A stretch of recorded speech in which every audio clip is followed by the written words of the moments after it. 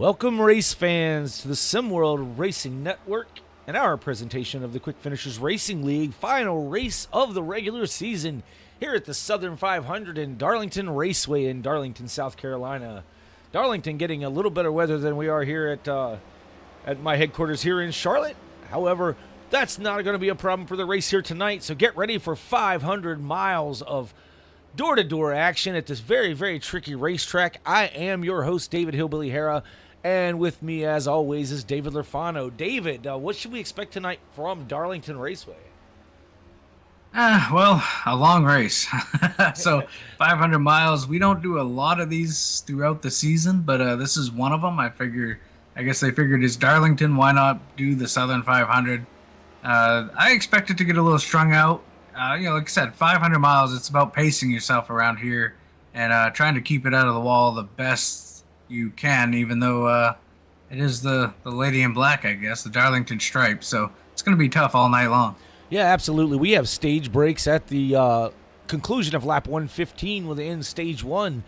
The end of lap 230 will end stage 2, and then we'll run it out to lap 367 to complete this race. 500 miles here tonight. 100% fuel with 10 tire sets, 1 fast repair. I'm being told they can go somewhere around 70 laps on a tank of fuel, but the tire fall off gets really bad about 35 laps in. So if someone goes a full fuel run, they're going to be a couple of seconds or more off the pace. Being told one driver lost about a second and a half over a 50-lap run. So it could be very interesting how strategy plays out here tonight. And with this being the final race of the regular season, let's take a look at our points here, Dave, so we can get an idea of where the drivers are that don't have wins down at least towards the bottom of the field. So your point leader is James Nelson, followed by Curtis Salburn, Michael Kerjlak third, fourth is Eric Thornton, fifth is Kenneth Pack, Gregory Robinson sixth, with Zoltan Nagy in seventh, Tommy Osborne eighth, ninth is Tyrone Yo, 10th will be Tyler Nelson, 11th is James Bowden with Ryan Steinhoff in 12th, Greg Barnett in 13th, 14th is Michael Boone with Benny Campbell in 15th, 16th is Michael Bovair. Chris Essery is currently in 17th. We did make a mistake last week, Dave. I mentioned that Chris Essery would be in because he has like some 5 or 6 wins so far on the season, but he was such a late entry that he did not complete enough races to be able to be eligible for the playoffs. However, he's still going to be here to kick butt each and every week, we hope, with Rada in 18th position.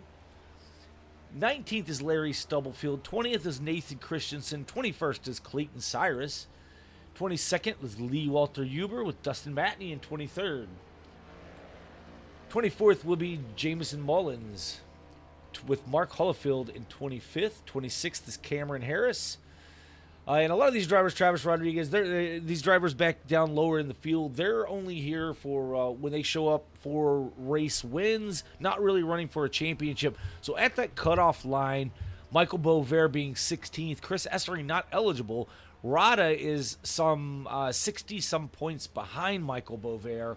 I do see Michael Bovair making the field tonight, so not sure that Rada would have a chance of making up that distance. I don't know if Rada has a win, though. So a win may have Rada in these playoffs. So we're going to try to get a better look at the playoffs, folks, as far as wins go and all that. As we go along through the night, if we can find some of that data, we're going to bring it to you. So be ready for that. But that's a look at your points here as practice is winding down. 40 seconds left in practice before qualifying begins here. This track a little different, Dave. You've got turns 1 and 2, a longer, wide, sweeping corner, with 3 and 4 being a really, really much tighter corner or set of corners. But being up against the wall is going to be your friend here tonight. Yeah, absolutely. I think everybody's going to be right up against the wall. Turn 1 and 2, like you said, that wide kind of sweeping corner, that's the high-speed corner section of the track. You kind of get in there really kind of hot and heavy, kind of blip the throttle, maybe tap the brake a little bit, and then you kind of wind it down through there. Turns 3 and 4, you'll see a bunch of different lines through there, but it's a lot slower corner. You got to really get on the brakes, slow it down, and try to keep it out of that wall. Yeah, we're going to see a variety of things happen here tonight. This is going to be a very difficult race. Like we say, 10 sets of tires. They're going to try to use every single one of those sets, I imagine, throughout the night. Track temps currently, I believe they just updated. Track temps cooled down a little bit from practice into qualifying, now down to 113 degrees Fahrenheit for the track temps. That is hot. That is smoking hot right there on this asphalt for tonight. Let's go, let's go ahead and jump on into qualifying. Again, I think I'm having a little bit of issues with my pre-race. I don't know. We're going to give it a shot here, folks, because I like to get that national anthem done. It's always a good thing to have before we get these races going. So we're going to give that a shot. Just bear with me, and we'll hope for the best here. Please rise if you're able and remove your hat. And that didn't work at all, so we're right back here with you because, again, that's a little mixed up. I need to go get that straightened out, and unfortunately, I forgot to get that, so I do apologize. I heard you. I've heard you had a singing voice. If you care to, sing chorus. Ready? And it's not going to happen. Yeah.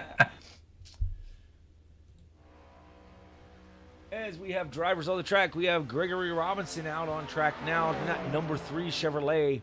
Very patriotic paint scheme on that Chevy for tonight's race. So, Dave, one question. As this race, I believe, is going to end under the lights tonight. Is that right? I am not sure, to be honest. Let's see if you can take a look at sim time. See what we have on sim time there. Well, let's see. Sim time is 3:01, so no, it probably won't enter the lights tonight. I certainly hope not. So yeah, it's gonna be hot, sticky, tricky all night long, or not as sticky as they want it to be. Hot, slick, and tricky. There's not much sticky about this track. It's pretty slick off the corners.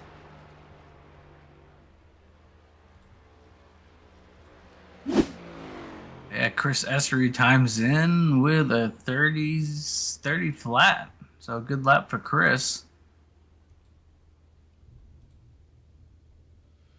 And folks, we do have a little bit of weather coming through the area, as I mentioned earlier, here in Charlotte. So hopefully that will not cause an issue. We're going to keep our fingers crossed and keep bringing you the action and just hoping that we keep everything up and going. It's a bit iffy as I hear the thunder boomers outside my window.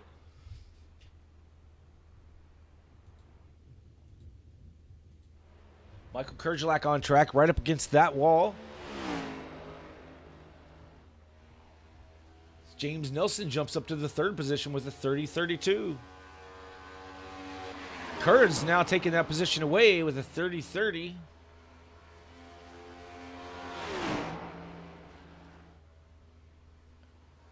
Yeah, so it appears these corners are very wide as you see the drivers go through the corner, but really there's a white dotted line there at the bottom. If you go down onto those dots and get below that banking changes dramatically right there.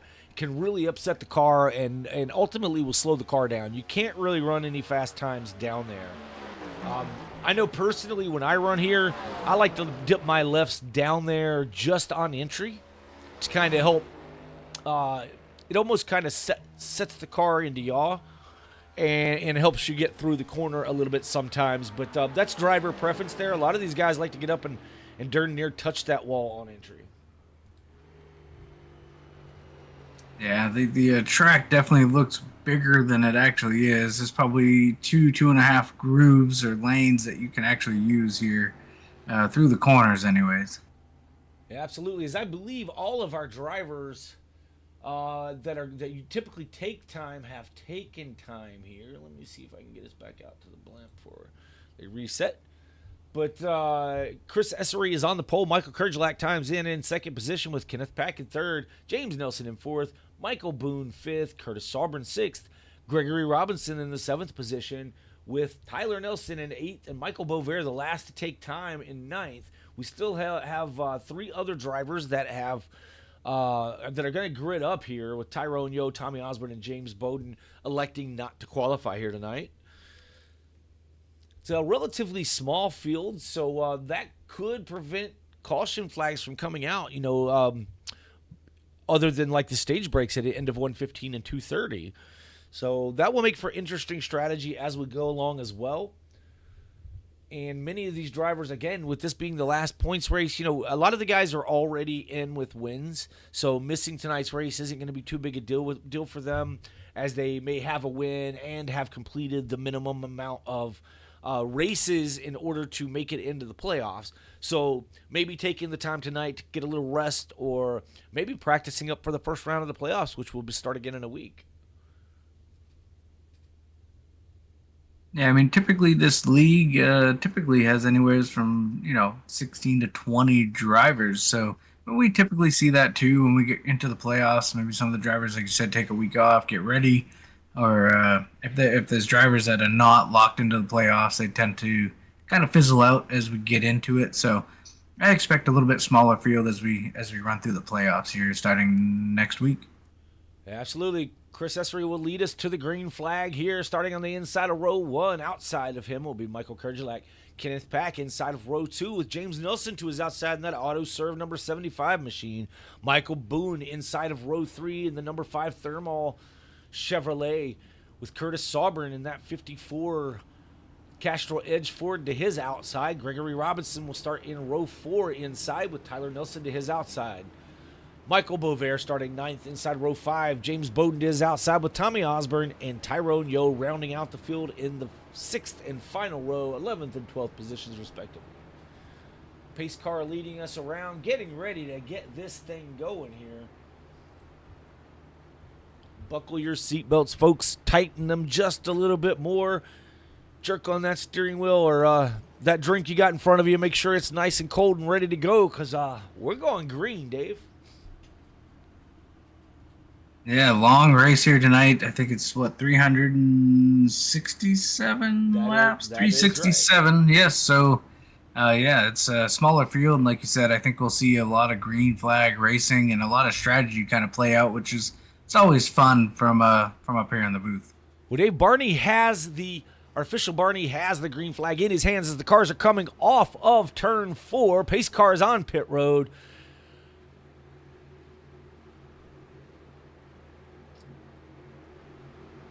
Green flag is in the air. Green flag for Chris Essery. We'll head off and down into turn 1.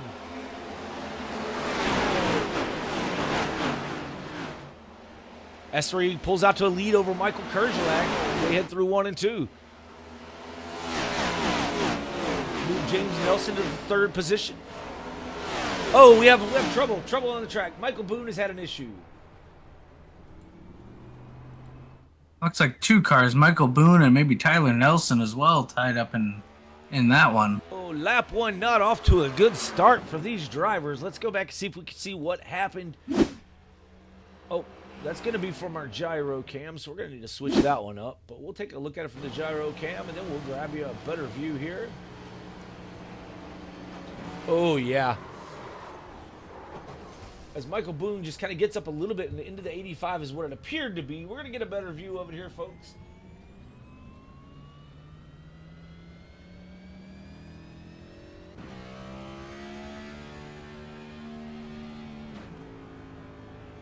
Tyler Nelson having to tow with that one, Dave. Let's take another look at that from our chopper cam. Yeah, it kind of looks like Michael Boone was trying to squeeze in behind Tyler Nelson, maybe just misjudged it a little bit. Yeah, if you look real close, Dave, the 85 actually catches the wall. The 5 was gonna be able to squeeze in behind him. But if we I think you're right. You see the 85 kind of just scrape the wall ever so slightly. So we're gonna back it up here, and if folks at home want to watch here, you can see as the 85's up on top there, he gets up just before the 5 gets to him. He scrapes the wall. That stops his momentum, his forward momentum, and the 5 just not expecting it. He was gonna be clear to get up there. But we have some takers on pit road here early on. James Bowden is in. Michael Boone's is in. Tyrone Yo in. Tommy Osborne in. Tyler Nelson had to tow to the pits.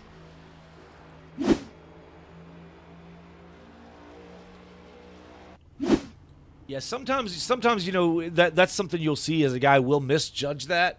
It's a little harder to misjudge with the front of your car, but I don't think that was the case with Michael Boone this time.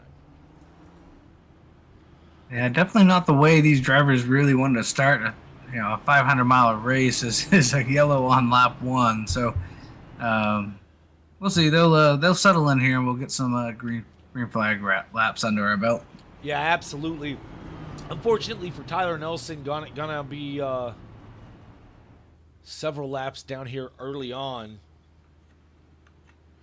Not sure if he was even able to get his fast repair clicked. Hopefully he had his fast repair clicked before towing. I've made that mistake before because I elect to have my fast repair unchecked all the time where I have to manually check it. And it's bitten me before because I would go to tow to get off track quickly and then realize I did not check the quick repair, which means they have to repair all the damage on the clock. And with sometimes 30 and 40 minutes of damage, your race is pretty much done at that point.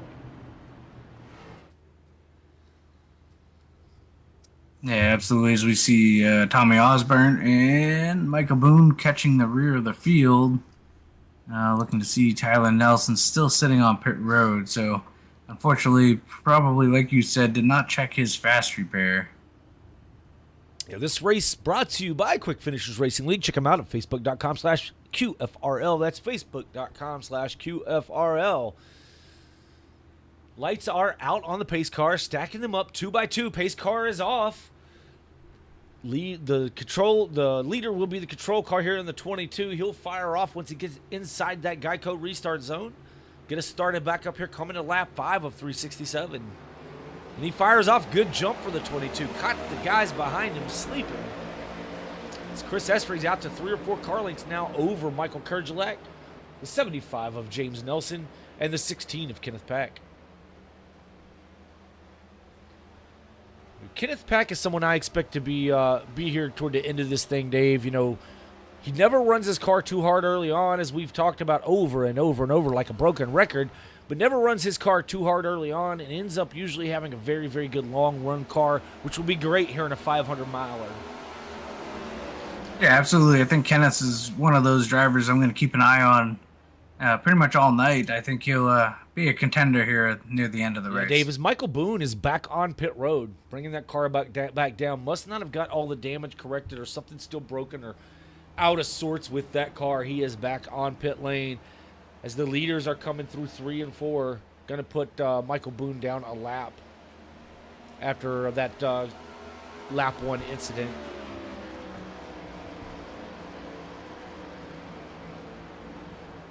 Tyler Nelson is back on track, and he's only being scored 2 laps down. I thought he was down quite a bit more than that, but good on Tyler, able to. Maybe the tow truck pulling him around took one of those laps out of the equation. Never thought about it that way, but. And not too sure with Michael Boone. He's just sitting there on pit road, so not sure what that is all about, whether it's damage or maybe a penalty. Not too sure. Well, let's see if he pulls back out at the 40-second mark, if he got a 40-second penalty here. He's at 37 seconds now, and 40 seconds is up. Let's see if he pulls away. He is not pulling away, so must be getting damage. Oh, now he pulls away. So now he goes. Yeah, it must have been a penalty, and he went ahead and topped off with fuel to go along with it, I would imagine. So penalty on the 5 is what we're going to speculate here, as we are the best speculators in the business here on SimWorld Racing Network. I didn't say the most accurate. I just said the best. Kenneth Pack has taken over the 3rd position from James Nelson. Not sure what happened with James. Let's go back and see if we can catch that pass. Back on lap 7, I believe, here.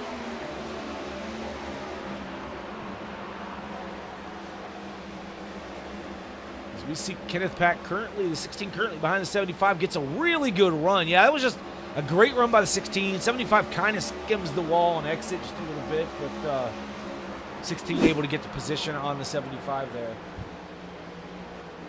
And that is the 75 Auto Serve machine. Auto Serve, if you're in the Charlestown, West Virginia area, get your vehicle serviced at Auto Serve, the best in the business. If you need a tune-up or just regular maintenance, or heck, just want to get some things checked on, get your inspection or something done, check out AutoServe, Charlestown, West Virginia.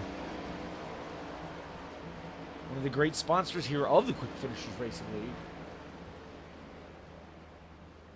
Yeah, so far Chris Esri's out front. It's about a half a second lead over Michael Kurgelak in that number 19 Ford. Like I said, Kenneth Pack making the move to get back into that 3rd position. Yeah, Kurt. followed by James Nelson. Yeah, Kurt's not letting Essery get away, and that's really what they're going to need to do because Essery has come into this series and proven that he has what it takes to run and many times outrun many of the drivers in the series. So you're going to have to put some pressure on him. You can't sleep on Essery or he will run away with it. Yeah, absolutely. It seems like Essery, every race he's in, it's been kind of lights out for the most part. I think he's won 5 out of the maybe 7 races he's run. So, yeah, definitely the car to beat anytime he shows up in the field. You see him kind of stretching his lead a little bit now up to about 7/10, almost 8/10 of a second now over Kerjelak. Yeah, and we are missing some drivers, as you probably noticed through the field here. I do not see Rada. I do not see Zulu, his brother, in the field tonight. Eric Thornton is not here as well. There's several drivers kind of electing not to run tonight, as we mentioned earlier. No harm, no foul. I don't think for most of these drivers going to be able to make it through. Yeah, and I think this race you're going to see a lot of kind of comers and goers. Tire wear is important here. And the thing here is, full length races, the full length stages, and like you said, the cars can probably go somewhere between 70 to 80 laps or so on a tank of fuel. So they're going to have to stop here in the stages, I believe, with stage 1 being 115 laps. So I would expect some of these drivers to kind of split the stage. I'm going to guess and say somewhere between lap 60 and 70, you'll start to see maybe some of these drivers jump to pit road. Oh, yeah, Michael Bovair's on pit road, but he is not in his pit box. I'm not sure what that car... Unless there's an alignment issue, he does not look to be in his pit box. He's there at the 48 flag, but appears to be straddling the marker there. I'm not sure he's in his box, Dave. Yeah, not too sure what's going on there.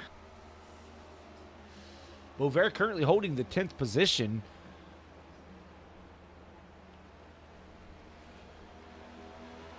But out front, still by 0.4 of a second now over Michael Kerjelak is Chris Essery.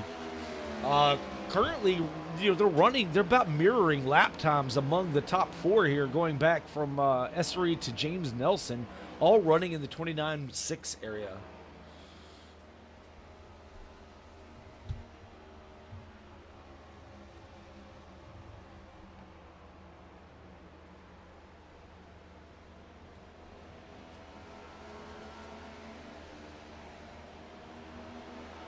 Bring up the battle box. We'll throw the battle box up for the folks at home so that they can kind of have a look at what's happening here throughout the field.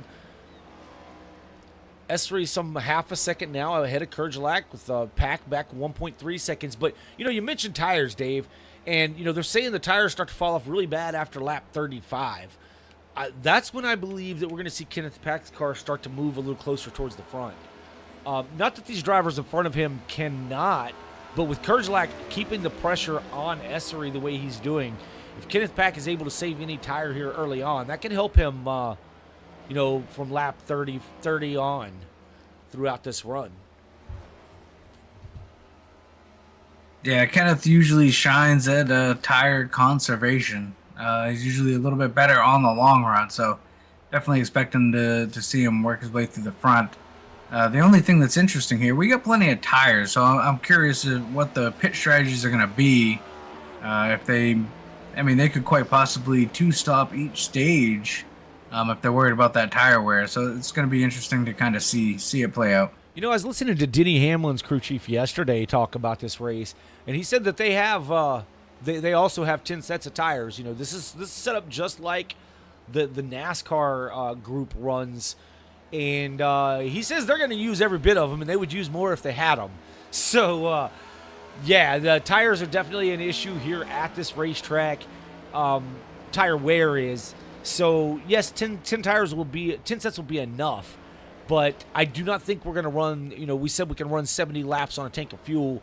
I think that you'd benefit from splitting that in half and coming down on lap 35.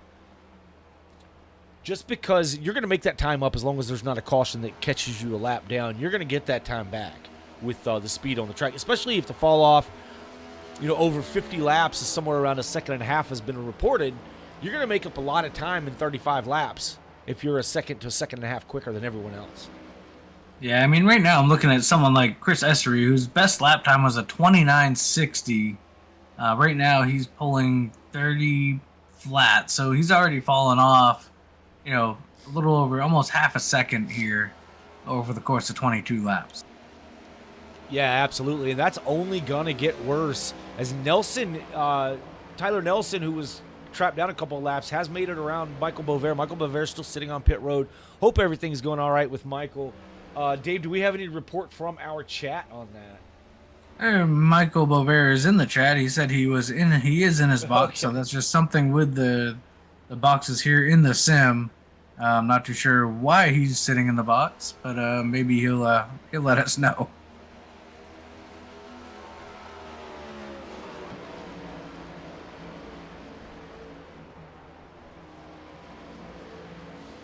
Michael Kerjelak into the wall just a little bit. And, that's common here. That they don't call it a Darlington stripe for nothing. All these drivers will put a stripe on that wall, put a stripe down the right side of their car as this race progresses. I don't think any driver makes it out of this race here at Darlington without touching the wall at some point.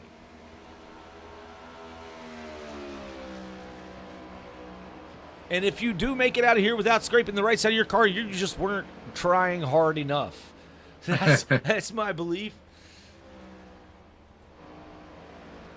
So Michael Bovair says he did hit the wall, and that's why he is sitting on pit road, I guess, waiting for damages to be repaired.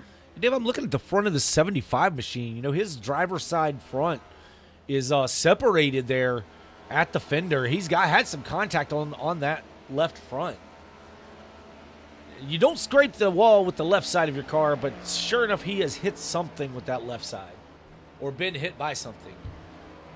He's got a little buckle in the hood there, you can see. Probably not affecting that. Well, I mean, it's affecting the car a little bit. He's dropped back to the 6th position is the reason I was zooming in to check out what was going on with that car. But, yeah, some damage there. Not sure exactly what happened. Let me see if I can find us a replay.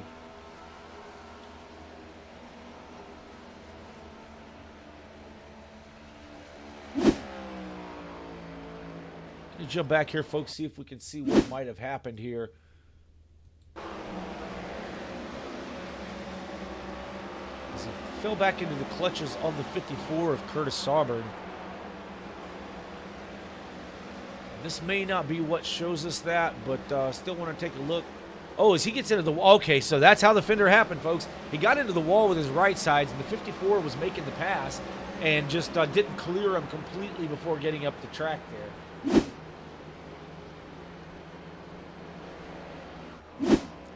The camera gods are working with me so far tonight, Dave, as I was able to find that one pretty quickly.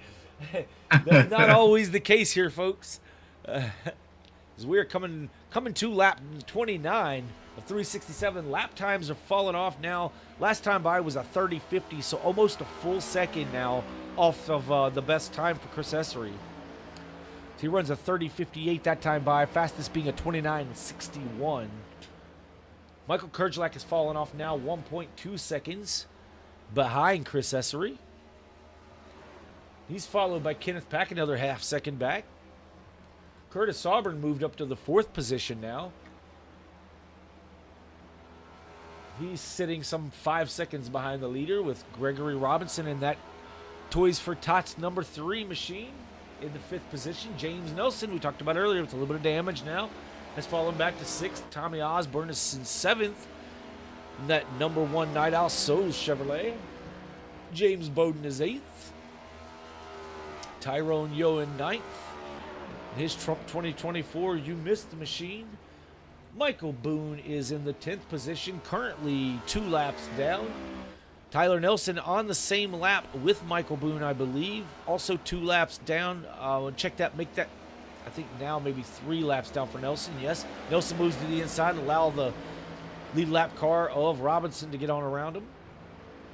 And then Michael Bovair is back on track, so good to know Michael's okay. Just hit the wall there a little bit, had to get that damage repaired. He comes back out and is currently in the 12th position.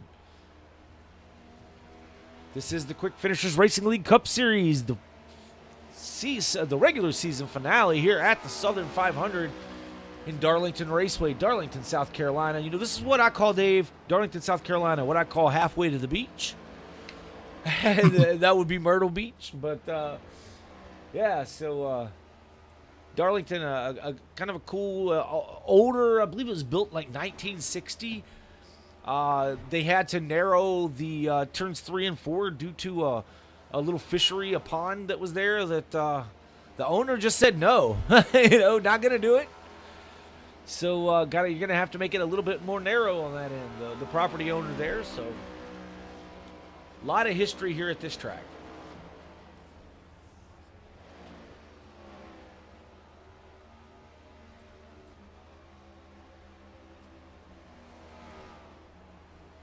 Kind of as expected, Kenneth Pack has now closed in a little bit more on the 19 of Kurgelac.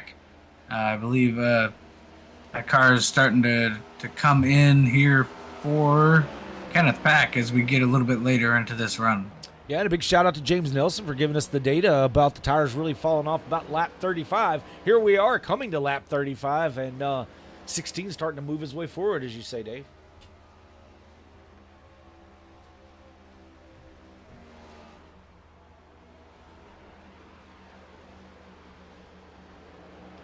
Is our blimp giving us some great aerial footage? We'll call this the Hillbilly Blimp. No, we won't do that, but giving us some really good footage for this battle for the second position. Let us know in the comments who you're rooting for here tonight. Be sure and hit that thumbs up button. It's the best thing you can do for free right here on the SimWorld Racing Network's channel.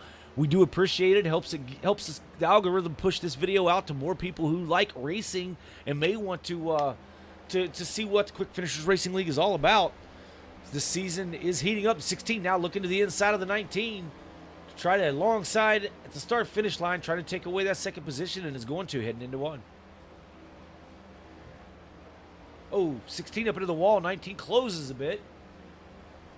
This all happening some 2.6 seconds behind our leader, Chris Essery.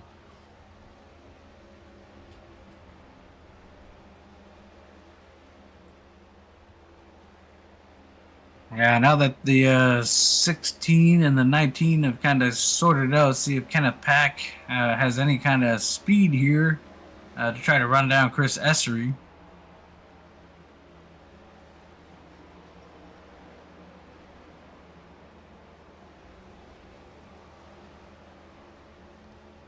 As you can see, we show last lap time, or last pit time. You can see there as well, Tyrone Yo in 9th, pitted on lap 2 after that caution came out. Michael Boone pitted on lap 5 there. So going to have a little bit fresher tires, but unfortunately a couple laps down for those drivers, or at least for Michael Boone at the moment.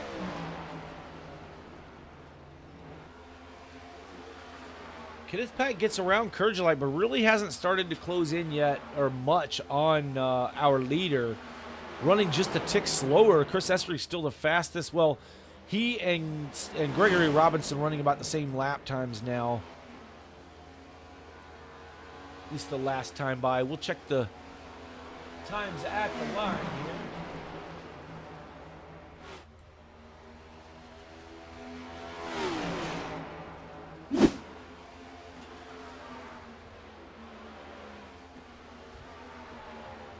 Yeah, and we are, almost 40 laps in. Chris Essery now starting to close in on the tail end of the field here, coming in on, I believe that's Tyrone Yo Jr., just ahead of him here.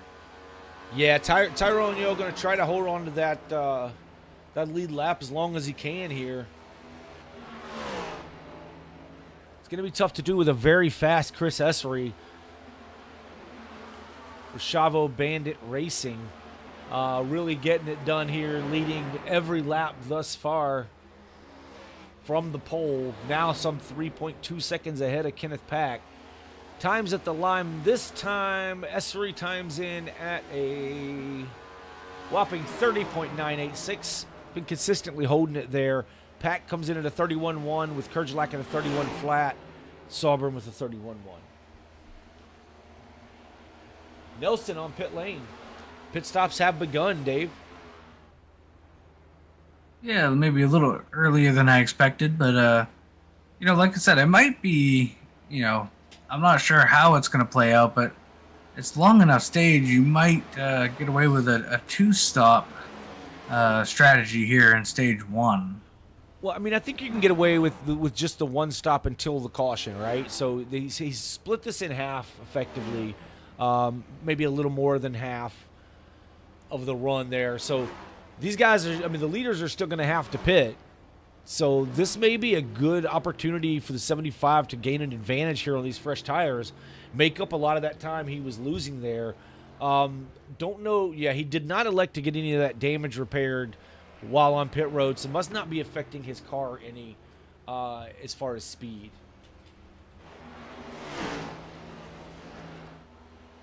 But we'll keep an eye on James Nelson, as he's still quite a distance behind. We can get a track map up here, but he's quite a distance behind our leader at the moment. So a long way to go before he can get that lap back. Tyler Nelson, the younger of the two Nelsons, son of James Nelson, following in Dad's footsteps there, bringing his 85 machine to pit road.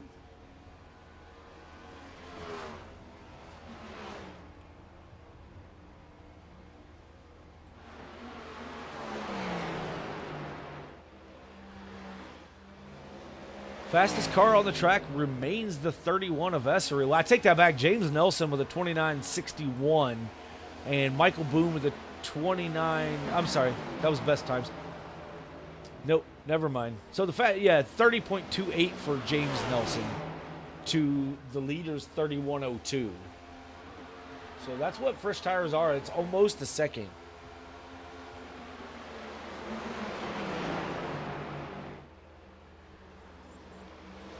Oh, the 53 of Bowden gets a little bit of contact with Kerjelak. Kerjelak trying to get around him and gets into the rear of him a little bit. That's going to slow Kerjelak up a bit.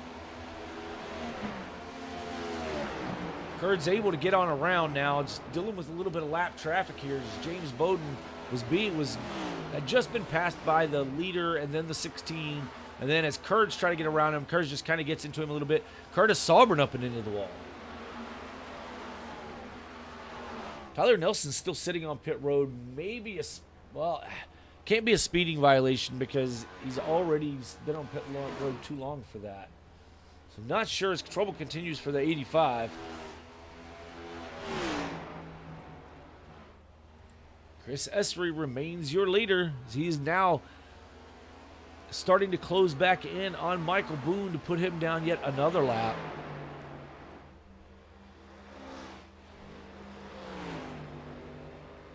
James Nelson last time by with a 29.62 to Essery's 31.02.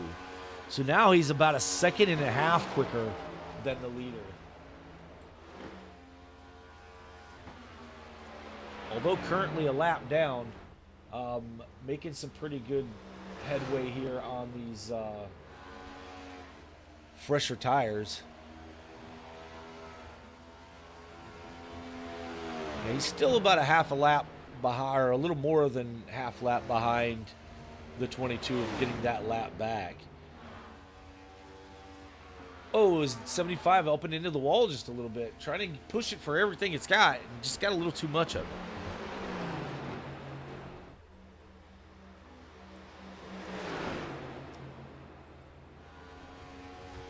Ooh, Beauvais just riding the wall as the 75 is able to get around him.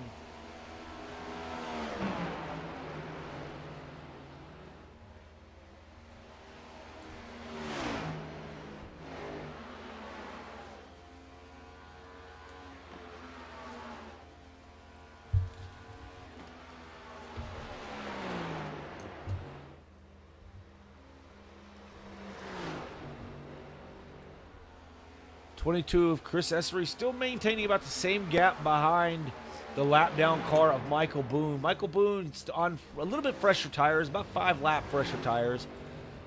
as the thunder rolls here in Charlotte. We have clear skies in Darlington. Boy, that thunder is rough out my window. Yeah.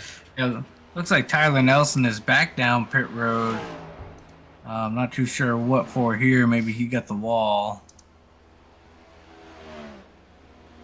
Dave, I'm still showing him on pit road from the last time he came in. Oh, okay. Maybe he never he left pit road. He's been down currently 3 minutes and 50 seconds. Okay. Now Michael Bovair going to take that position away on track. A lot of right front damage to Bovair. He has, as he said himself earlier, has whacked the wall. He's done it again a couple of times. There was someone riding it just a bit ago. He said, whack the wall. I was thinking of whack-a-mole, but that's a completely different thing. It's a shopping center, I believe, somewhere. Maybe in Whack-a-Mole. I don't know. Chris Essery is your leader by 4.2 seconds over Kenneth Pack. I thought Kenneth's tires were going to help him play out, but, Chris Essery is just so good at being fast and conserving tire that here 53 laps in, we were being told that at 50 laps you fall off about a second and a half. And that's really what we're seeing almost to the T, Dave. If you look at James Nelson's last lap of a 30.07 to Chris Essery, the leader, at 31.52. Yeah.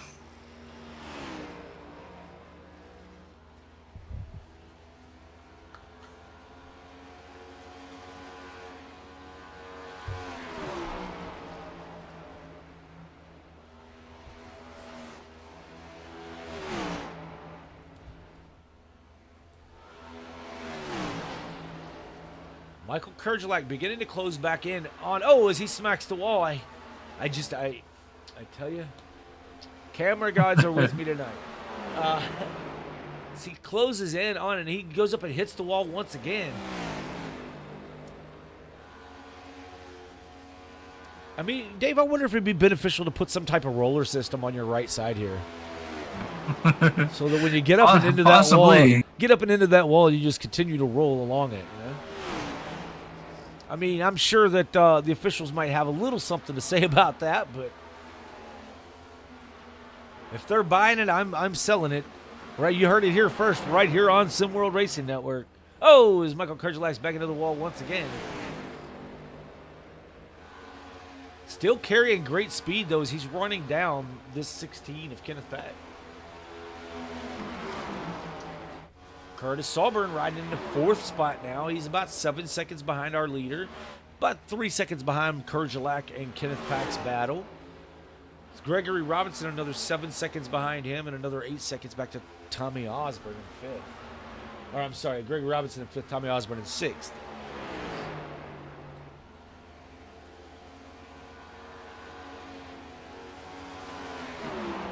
The 85 of Tyler Nelson. Is that not his car I'm seeing right there? Yeah, I'm seeing it. He's back out on track. I'm not sure why his timer is still not updating there. So Michael Bovair's on pit road. Tyler Nelson may not be getting scored here, Dave. Yeah, not too sure what's going on. I see the same thing with the timing. We just had a few pit stops here. Gregory Robinson, not James Nelson, James Bowden. The right sides are spinning on the 3, but he's not going anywhere. That was strange. I don't think they were really spinning, folks, but as soon as it raised the right side, the right rear was spinning like he was taking off. That was some of that camera magic happening there.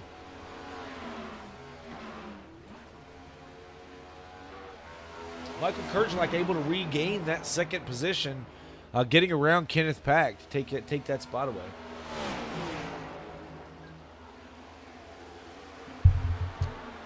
Yeah, I was thinking, Dave, that James Nelson will be able to make up that time. We'll have to see after the pit stop shakeout.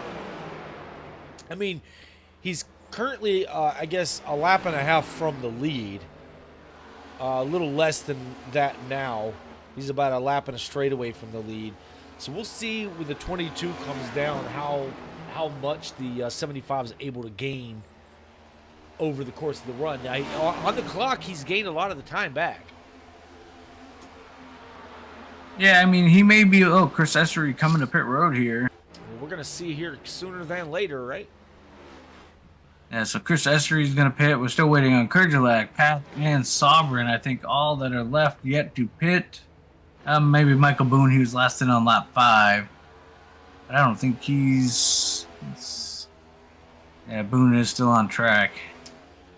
Yeah, Dave, and you're right. You know, pitting at lap 36 or 37 for the 75. You know, this is a 115 lap stage, so he was only cutting the fuel run in half. So you're right about a 2-tire stop. My mathing wasn't doing very well today. Curtis Sovereign down pit road. Tommy Osborne is on pit road. Michael Boone is down. Michael Bovair continues to sit on pit road. Kenneth Pack is now in. Michael Kurgelak is your leader. Lap 62 of 367 here in the Southern 500, presented to you by the Quick Finishers Racing League. So it does look like James Nelson able to overtake Essery for the moment. It's going to look like it's about almost 10 seconds. Michael Kurgelak's in. Kenneth Pack already still in his box there.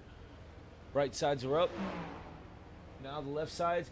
Yeah, I mean, so that did net him some gains here early on, but we're just a little over halfway through this stage. Yeah, these new tires will gobble him up pretty quick. As it was 10 seconds, and Essery's already down under 9 seconds now. Already gained about a second in about a lap.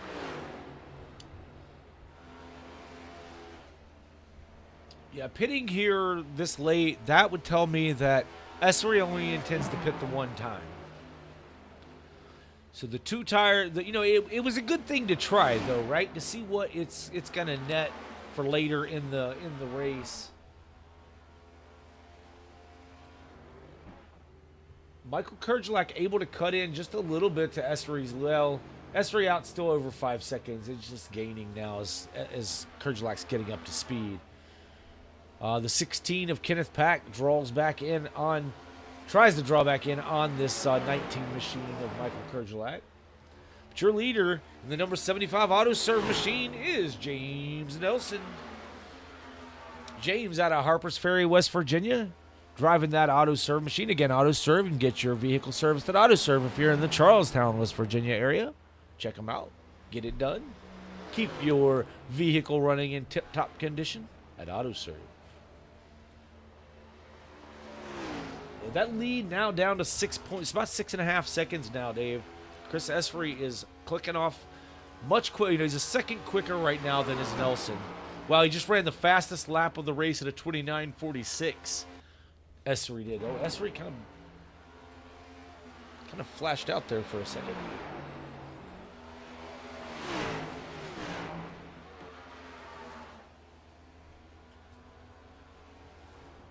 Michael Boone still sits on pit road, as does Michael Bovair. The Michaels are both on pit road for extended length of time once again.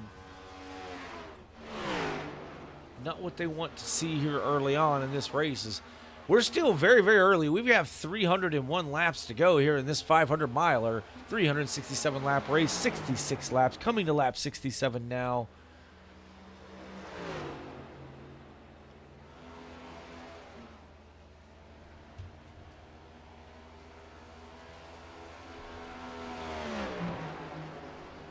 Gonna step away for just a moment here, folks. You won't miss a thing from the lead, as we're gonna stay right here with James Nelson so that you can.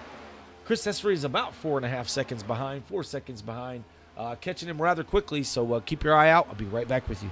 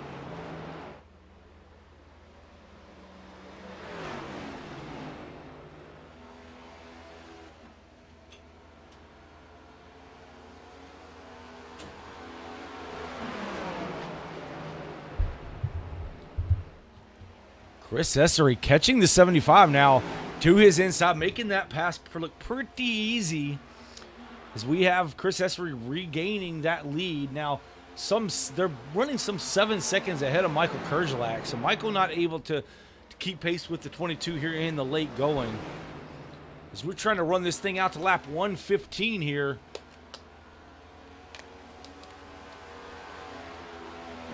I'm just hoping my internet's holding on, my power stays on, and we keep a racing going, folks.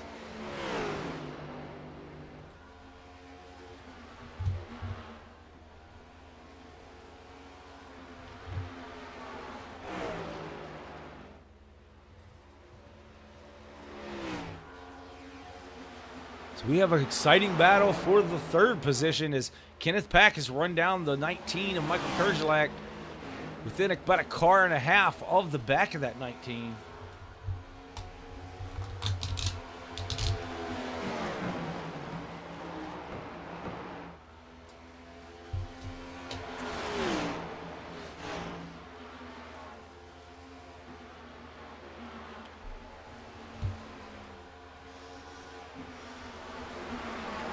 If you're just joining us here on the Sim World Racing Network, we appreciate you being here. This is the final race of the regular season for the Quick Finishers Racing League Cup Series here at Darlington Raceway for the Southern 500. Yes, that's 500 miles here at a very tricky egg-shaped track. I guess you could call it an egg. It's kind of weird looking, as you can see there in the little tracker we have up for you at home. Very, very technical track, very difficult track. Can be a fun track at times.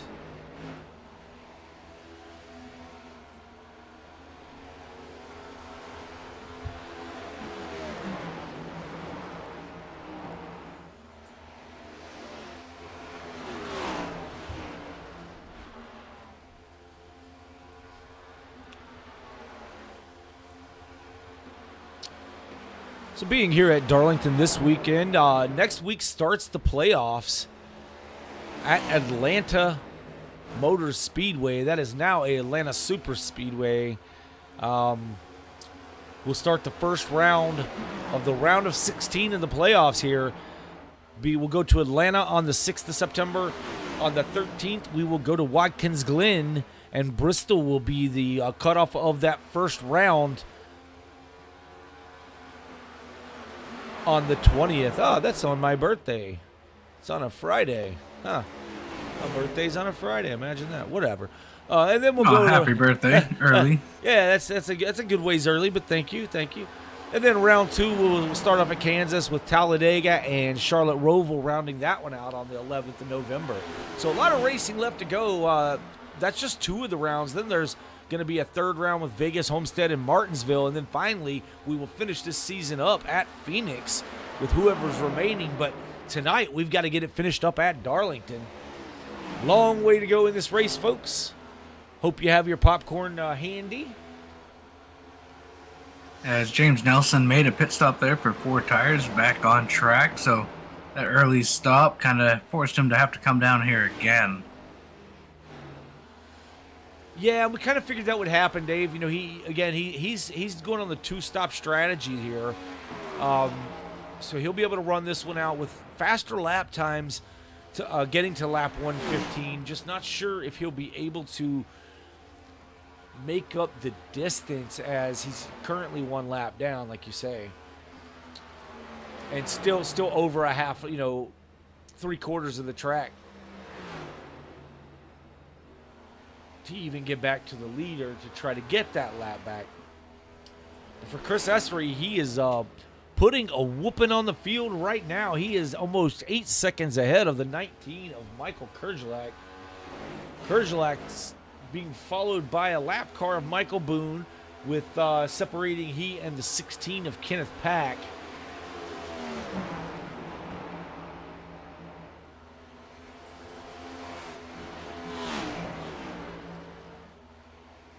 Kenneth Pack, a South Carolina native, running in Darlington, South Carolina tonight. I think there's a good distance between Greer and Darlington, but nonetheless, same state.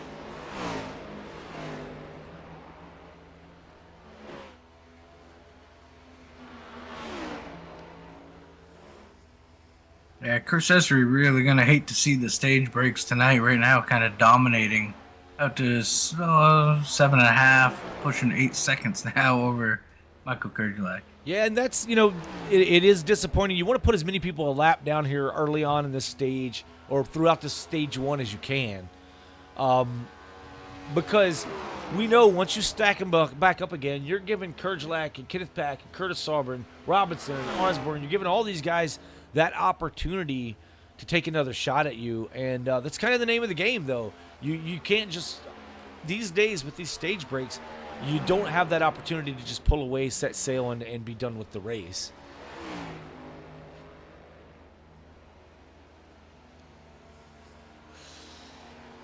But Dave, with 500 miles at a track like this, I know in the All-American Racing League, we're about to run 500 laps, 250 miles at Bristol Motor Speedway, which is going to be tricky to say the least.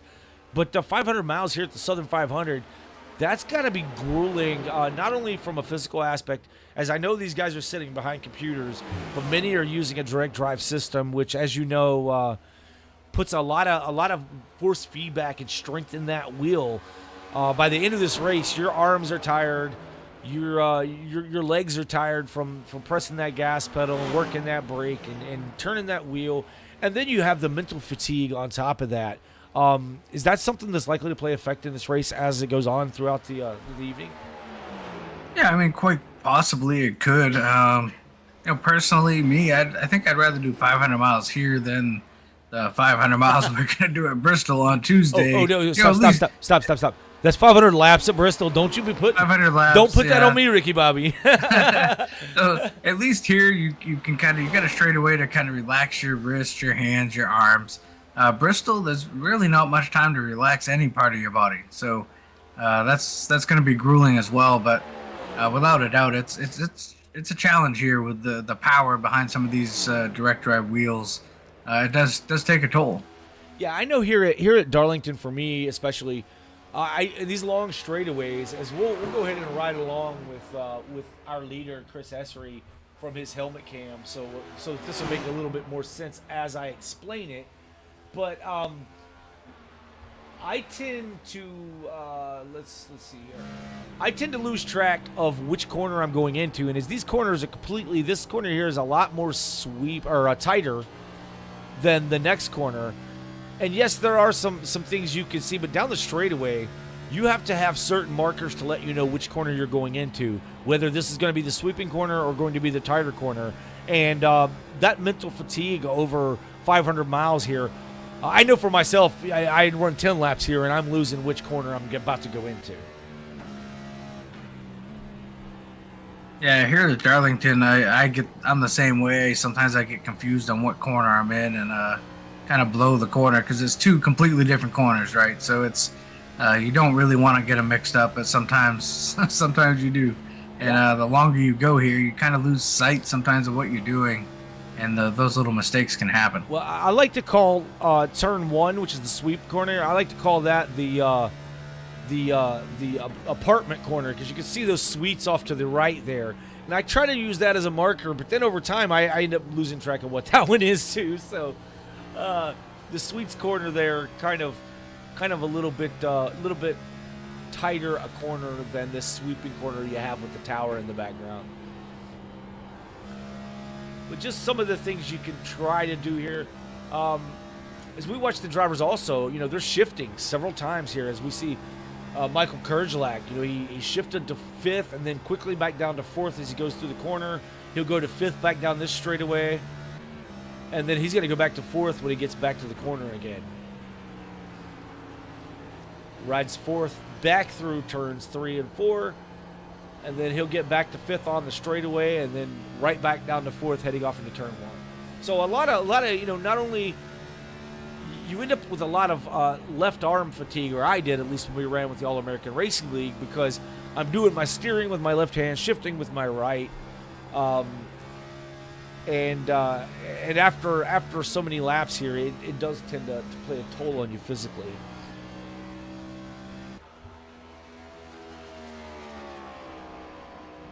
But you're right, Bristol's going to be a tough one. See, Bristol's always tough because the corners are exactly the same on each end of the track. But you have two different entrances to pit road. The front stretch and the back stretch pits.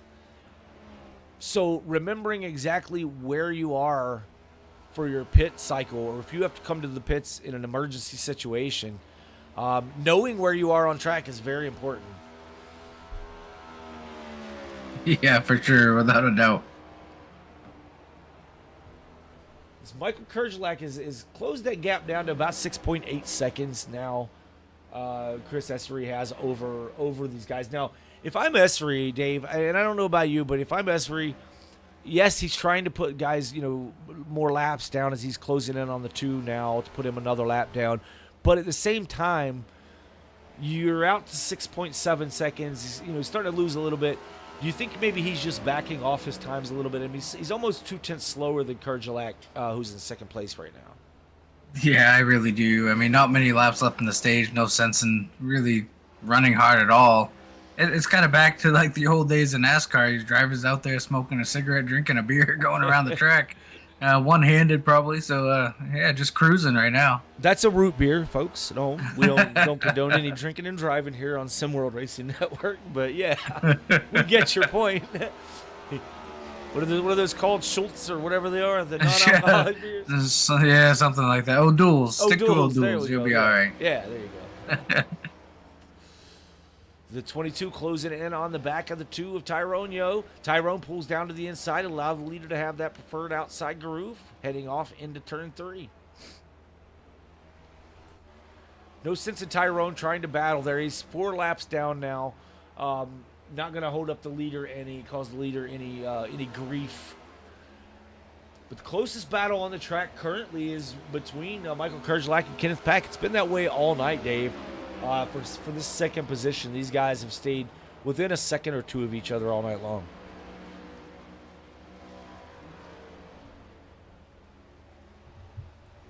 Yeah, I think it's gonna be like that most of the night. Right now, Mystery's got it figured out. Been able to just kind of pull away here. We'll see what happens when we reset here in another 20 laps or so. We're gonna reset. Everybody's gonna have fresh tires and see if anybody's learned anything or gotten any better here. See if anyone's got anything for Chris.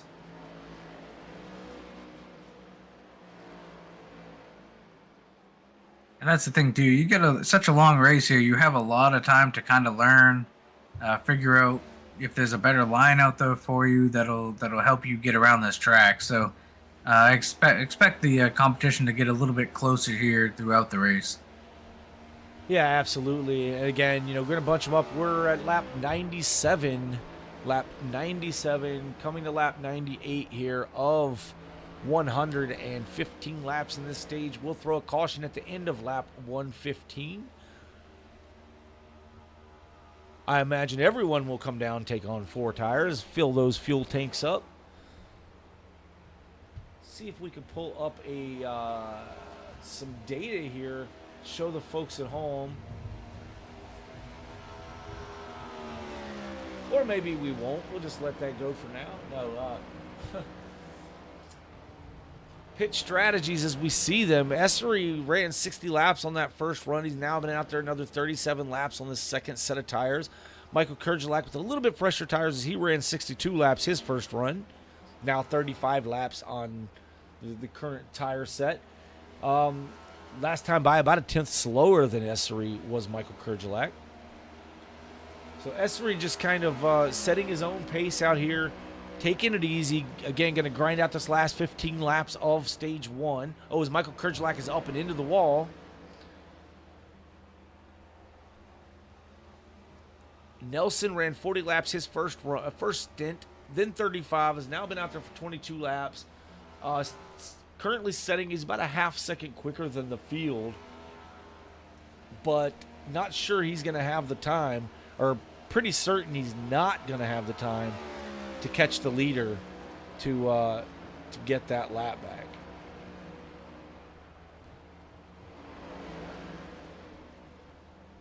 That does not mean it's the end of the day for the 75, because why, Dave? Because we got a break coming in about 15 laps, and he should be the lucky dog. As long as he makes no contact with anyone under the caution, as we know, that will cause you some problems.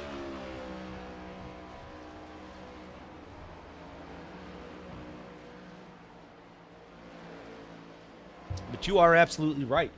He should be our lucky dog recipient. That's providing that the 3 doesn't go a lap down here, Dave. The 22 is catching him.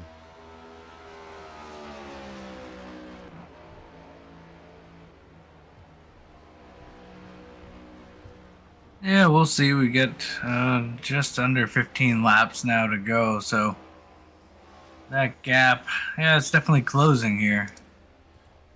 Yeah, we're going to jump back on board with the 22 so you can see that gap between he and... That's, if we're riding on the nose of the 22, that is the 3 car you see off in the distance at the end of the straightaway heading off down into turn 1 as the leader hits the start-finish line. And he's gaining on the 3 in a hurry. So for Nelson, this is bad news for Nelson. Right now, he's the 3's biggest fan is James Nelson. Stay out there, Robinson is what he says. Come on, Smokey, come on.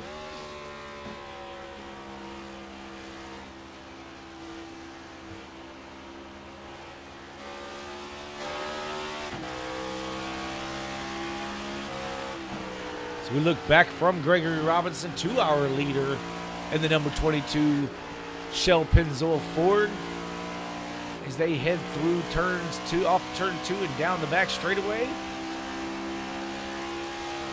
That 22 getting a little bit bigger in the rear view for the 3 of Robinson.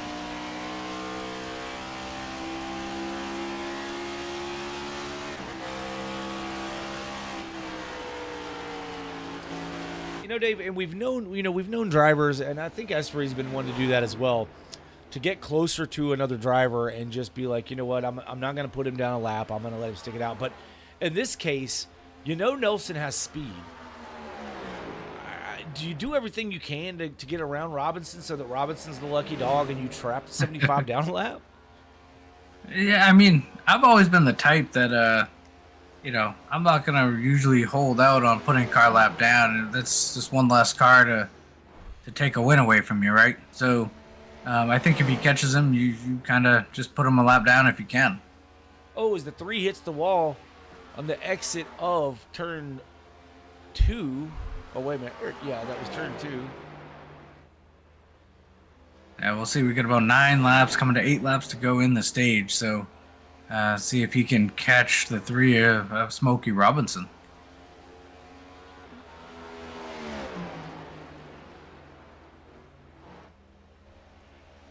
We appreciate you tuning in here to the SimWorld Racing Network for the Quick Finishers Racing League. Oh, regular season finale as the 3 smacks the wall once again. He's driving it for everything it has to stay on that lead lap. Be sure and smash that thumbs up button for us. The best thing you can do for free. Helps the channel out a lot. If you're not a subscriber, be sure and subscribe as we have racing here 3 nights a week across 3 different series. We have the All-American Racing League Truck Series runs on Sunday nights. And the All-American Racing League Cup Series, Gen 7 cars we're running here, runs on Tuesday nights. Got a big 500 lapper coming up at Bristol on Tuesday, so be sure and ring that notification bell so that you're notified when we go live here on the channel. And then every Friday night, we're right here with the Quick Finishers Racing League. As we're getting into the playoffs following this race, it'll be time for the playoffs in the Quick Finishers Racing League. We're in the final round, or the final race of round 1 in the All-American Racing League. That'll be Tuesday night. The Truck Series will be, they were in at Bristol last weekend, so I believe they'll be off this week due to the holiday on Monday, where trucks will be off this week. So no race this Sunday for those guys, but we'll be right back here. Nathan Christensen bringing the action to you live right here on the SimWorld Racing Network.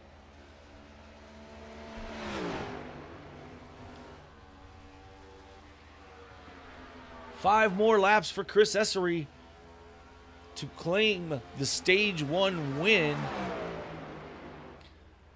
Oh, as the 3 is into the wall again, just trying to keep that car out in front of the 22 here. 22 is just, I think the 22 is kind of backed off. Let me take a look at the times here, Dave. Chris Essery is running a 31. Yeah, he's backed it down quite a bit. Michael Kurgelak's now within 5 seconds, so he's not even trying. It doesn't appear he's trying to chase down this 3. He's running a 31.68 to Michael Kurgelak's 31.23 on the last scoring time. Yeah, as we're coming to just a few laps to go here in Stage 1. So I imagine all the pleading and begging the 75 has been doing for the 22 to just kind of back it off just a little may have paid off. And Chris is like, you know what? I'm going to go ahead and let this happen. Yes, he wants to be the spoiler and win the races. Unfortunately, he's not going to be able to run for a championship this season due to the lack of, I want to say lack of participation, but that's just he's participated in every race since he's become a member of the league. But unfortunately, just joined mid-season there, so and has been winning everything. So for him, it's not a championship; it's all about winning the race. So maybe playing a little easier on these guys and not going to put that 70 or that 3 a lap down, which would ultimately trap the 75 down 1 lap.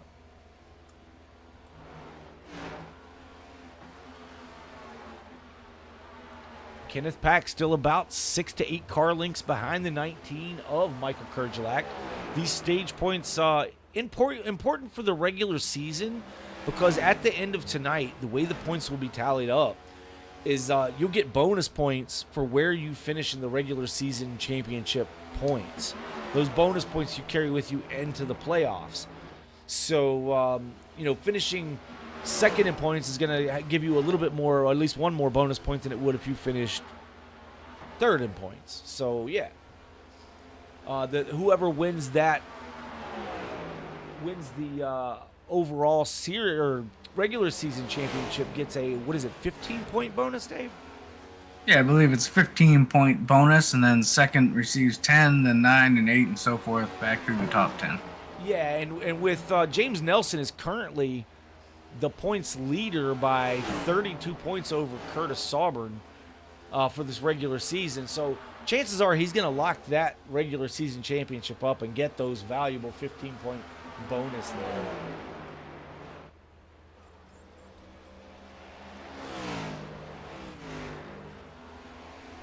So this should be the end of Stage 1 as soon as they throw the yellow. There it is. Chris Essery. Chris Essery. Yeah, your Stage 1 winner here tonight in the Southern 500 for the Quick Finishers Racing League Cup Series. No stranger to winning stages or races here in the series. Chris Essery getting it done once again for Pennzoil, for Ford, for himself. I believe his brother does his crew chiefing and spotting for him in his car with him each and every week. If I'm stating that correctly, I believe I am.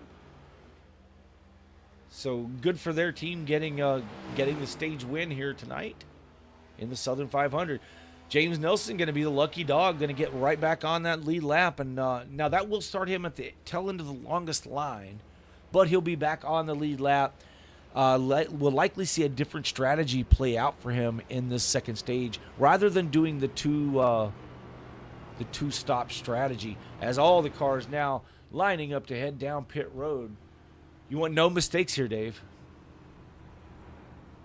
Yeah, no mistakes. Yeah, on and off pit road, nice and easily.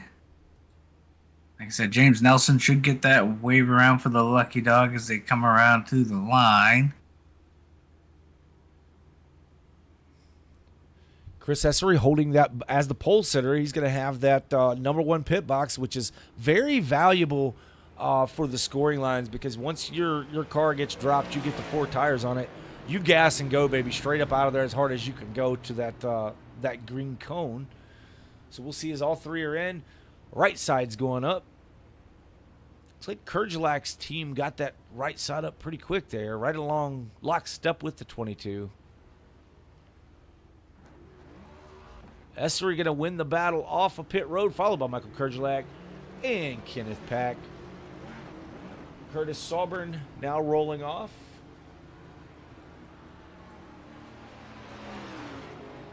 Followed by Tommy Osborne.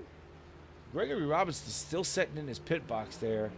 Lengthy pit stop for Robinson. He hit the wall quite a bit on that last run, so probably trying to get some damage repaired here before he heads back out to kick off stage number 2. Yeah, I don't blame him. Long race. You don't want to use that. They do have one fast repair for major damages, but you don't want to waste that thing early on to get some cosmetic damage straightened up. As his team was able to do some good work. You see the right fender there now a lot straighter than it was when he came in. Got that buckle taken out of it. So good for him as James Nelson's now down pit road, along with the other cars, Tyrone Yo, James Bowden, Michael Boone, all a lap or more down, a couple laps down, I believe. But the 75 of James Nelson having to pit with the lap down cars, but will be back on is back on the lead lap now. Yeah, so when we get back to green, we're going to have probably about 245 laps to go. So still a long ways to go in this race. So still going to have plenty of time to be patient and think about your strategy. You got all day to think about what you're going to do here on stage number 2. Yeah, absolutely. And again, like I say, I think James Nelson, he tried something on the first stage, and it almost bit him. It almost cost him. It cost him some valuable track position. But you try things early, because in a 500-mile race, you have plenty of time to get the kinks worked out and figure out what you need to do as we head into the second stage, and then ultimately the final stage, which is going to be the longest of all the stages at 167 laps.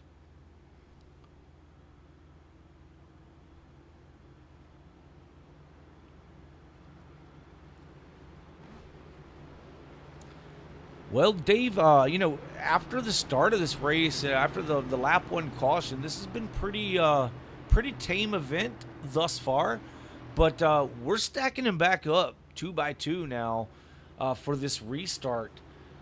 All of that tame stuff is kind of out the window. This is a brand new race all over again for many of these. Yeah, I think these drivers here, if they got anything for Chris Essery, they're going to probably try to do it now.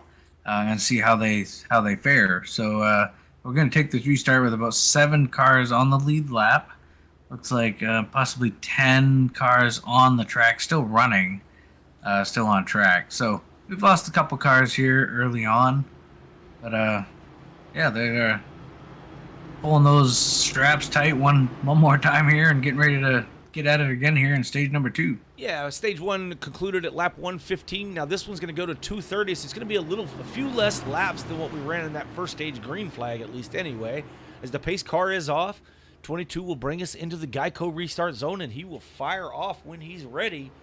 And he's off. Green flag is in the air.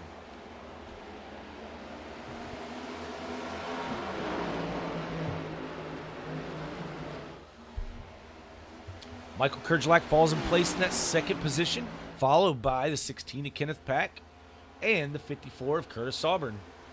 We'll try to remember. Now, this is a long ways we got to remember this, though, Dave, but we're going to try to remember to get a ride along with Curtis Dale Sauburn there at the end of stage 2. We'll get, or I should say the start of the final stage. We'll try to get a couple laps around with him to let him describe what they're feeling out there in the car and how things are going for him in this race.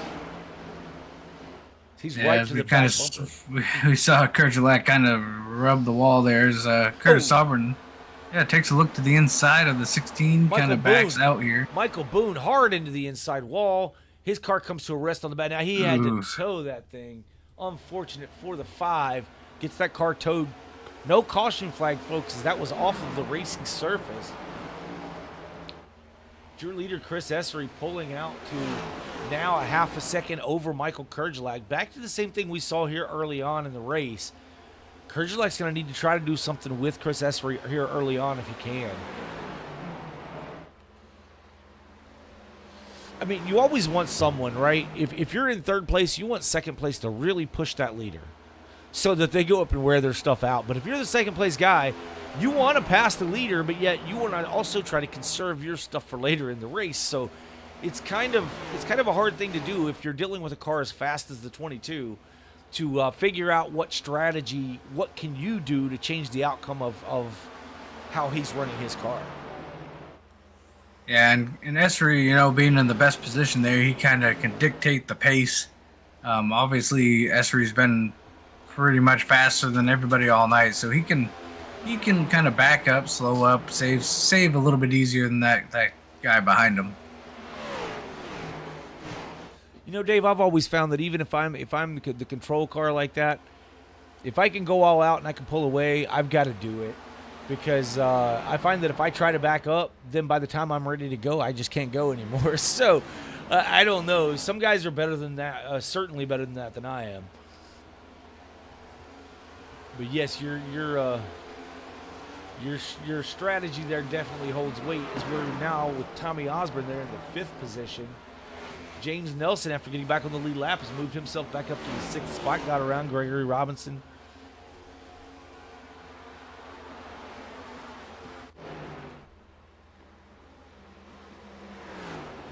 As we now have just 9 cars still on track and moving forward, as it looks like we've lost Michael Boone.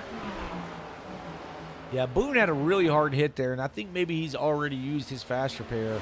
So once he towed, I believe he's going to be done for the day. Already loading that car up in the hauler.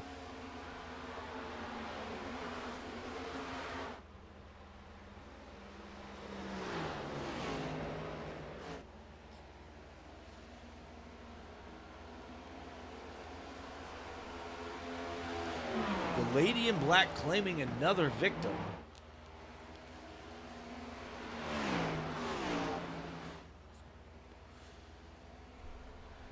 Michael Kerjlak still able to hold on to the leader there within 0.7 of a second currently.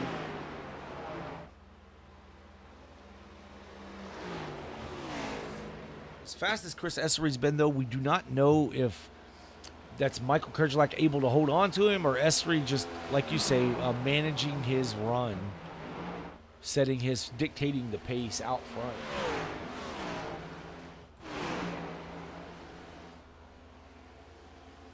Curtis Sauber now applying some pressure to the 16 pack.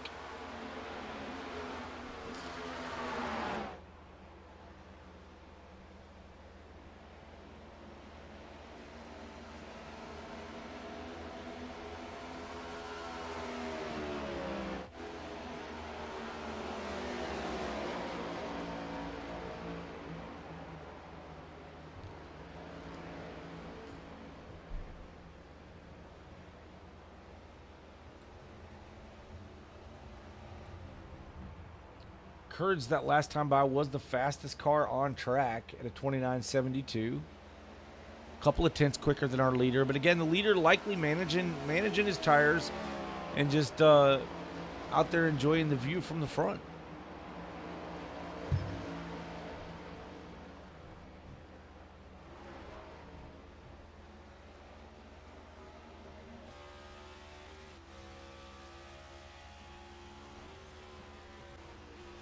Kenneth Pack under fire now from the 54. 54 right to the back bumper of the 16. As they head through 3 and 4.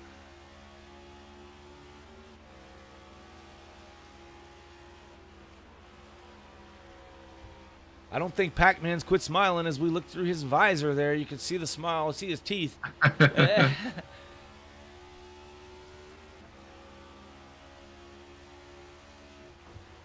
He'd be smiling a lot more if he were up in the lead, though.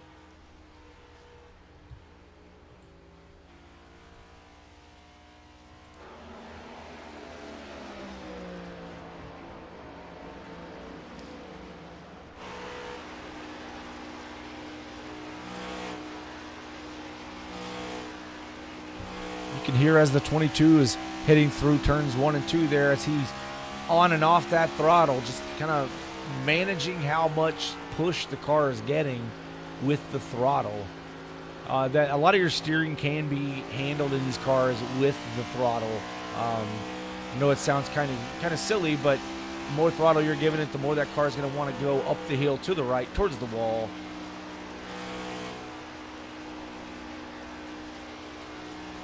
I mean, Kerjalak's been able to close it back in just a little bit. He did get loose off of one of those corners there and lost a little bit, but he's got it down under half a second.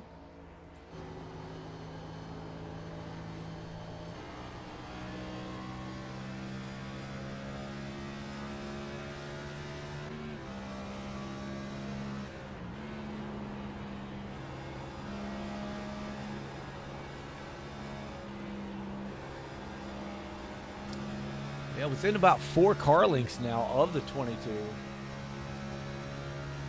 Under 0.3 of a second now. It closes right to the back of the 22.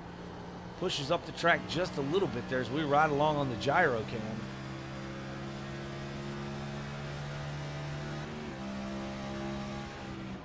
We have a battle for the lead shaping up here. See if the 22 begins to set sail again. If he's got that speed, or if maybe he is starting to drift back just a little.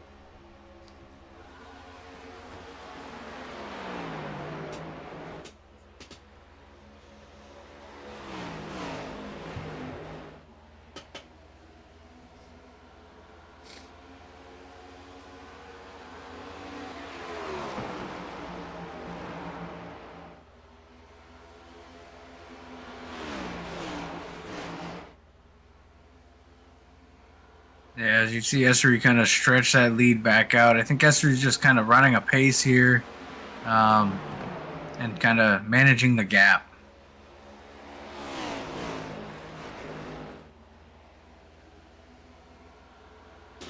Yeah, unfortunately, fortunately for the 22, but unfortunately for the 19, when the leader does that to you, if you're the 19, you're not really sure that they're doing that. So all you know is that you're catching the leader, and you tend to start getting up on the wheel and driving just a little bit harder to try to get on around them. And a lot of times that can cause you issues over driving your car just a bit.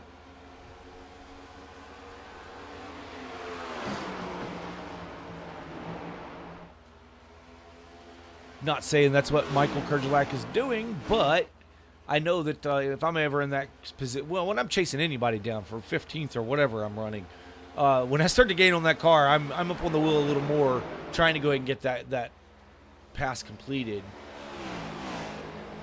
Yeah, and I think that's exactly what Esri wants to see happen, right? You kind of, as a leader, you can kind of play those little types of tricks there. I hate to say tricks or games, but you can kind of back up to that second place car and then start to pull away again. That kind of forces that second place car to maybe overdrive it a little bit and use up some of his equipment and tires, which will allow the leader to kind of slip away there in the long run. And James Nelson able to rebound to the 5th position after getting the lap back there at the end of stage 1. Rebounding nicely up in the 5th spot now. Again, these guys everyone last in on lap 117, 118 for Nelson, just because he had to wait an extra lap before he could pit. So, we're looking at 20-some laps on tires here. We'll have to see how this plays out. If he decides to try that 2-stop strategy again, which I highly doubt he does, based on what he learned in the first stage.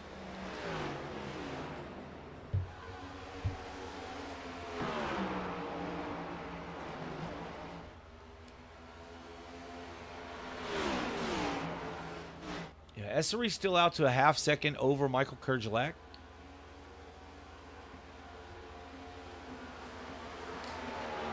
The status quo is still the status quo.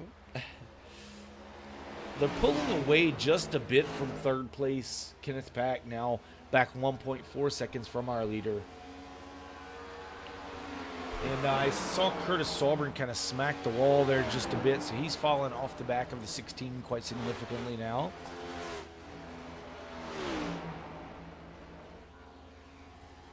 As the battle for the lead is heating up once again, down to just a quarter of a second separating the two.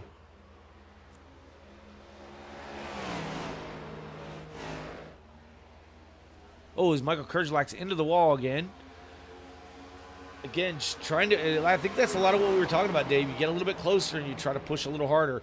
But not to mention, the closer you get, the less air you're getting on the front of that car, which will cause that car to again smack the wall, cause the front to lose that air and lose downforce on the nose of the car, which will allow the car to kind of push up the track a little harder and into the wall.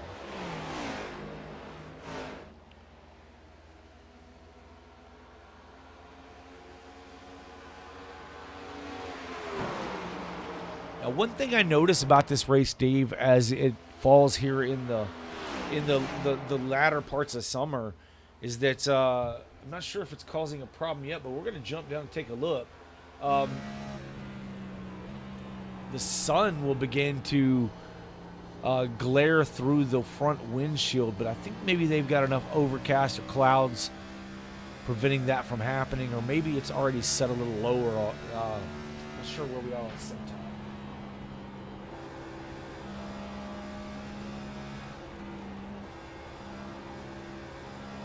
Yeah, this right now it's behind the clouds, so you're not getting that. But a lot of times you'll get it right over top of the building there, heading down towards turn 3. You usually get that sun, and sometimes that sun can just be very blinding as you head off down into the corner. I know we had that problem in our race for the All-American Racing League, to where you really couldn't. You lost all ability to see where your braking points were, or where you needed to let off the throttle heading down into this corner as we head down towards turn 3. Not a problem here tonight. So that's good for these drivers.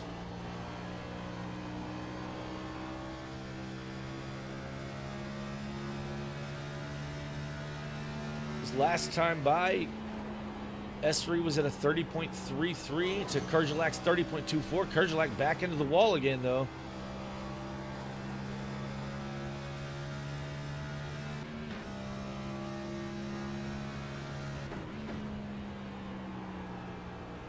Track temps have cooled off, though. It's down to 91 degrees Fahrenheit as we're hitting about the 7:30 mark here. 7:23 currently.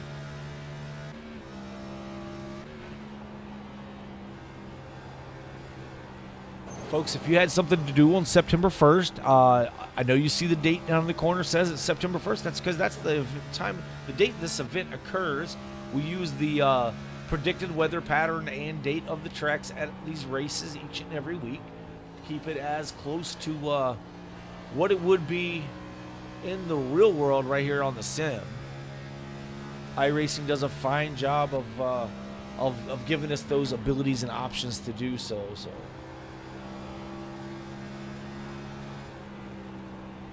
And if you're just joining us for the first time and you're not familiar with iRacing Simulator at iracing.com, you can race just about any kind of race car about anywhere in the world you want to race. They have, I don't know how many tracks now, Dave. There's a ton of them. But so many different tracks, so many different disciplines of race car you can drive, not just the NASCAR type cars or the trucks. You can drive dirt cars. You can drive off-road dirt road courses. As something's going on with the three of Robinson down pit road. Got some damage to that right front again. He's been back into the wall. 53 of Bowden is on pit road as well. He's already in his pit box. Robinson coming in now.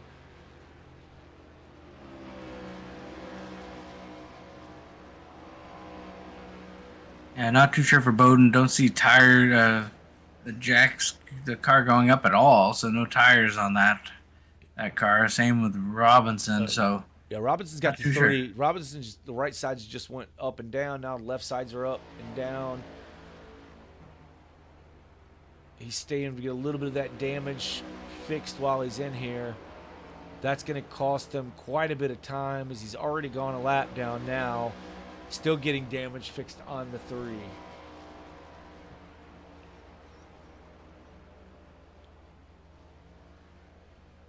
Still on pit road. Going to go up maybe a second lap down here. We'll definitely go a second lap down as he's still sitting on pit road. getting that damage repaired for the 3 of Smokey Robinson.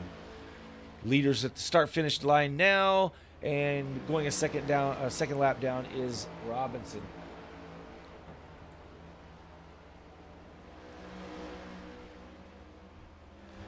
Chris Essery continuing to lead here tonight.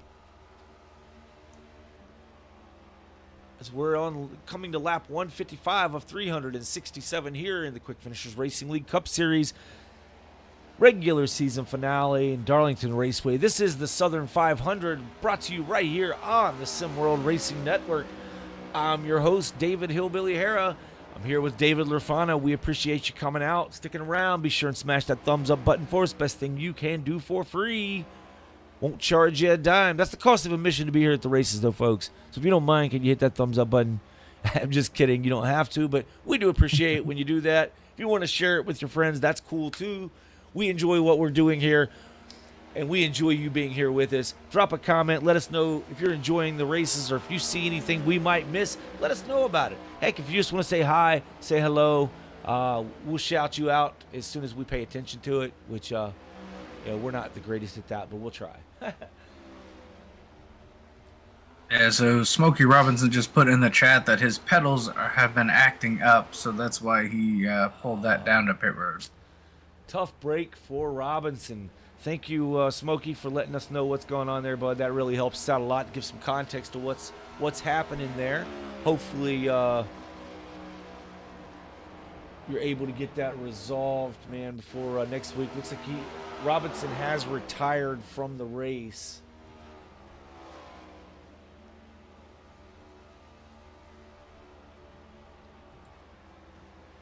Chris Essery currently holding 0.9 of a second out over the 19 of Kurgelak. Kenneth Pack is about another 1.5 seconds back in third position. Old Pac-Man Podium Pack.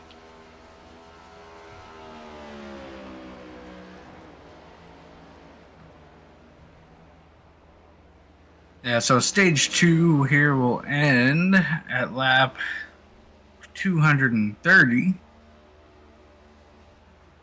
We still have quite some ways to go here. Yeah, we got about 70 laps or so to go here in stage number 2. Look at you mathing.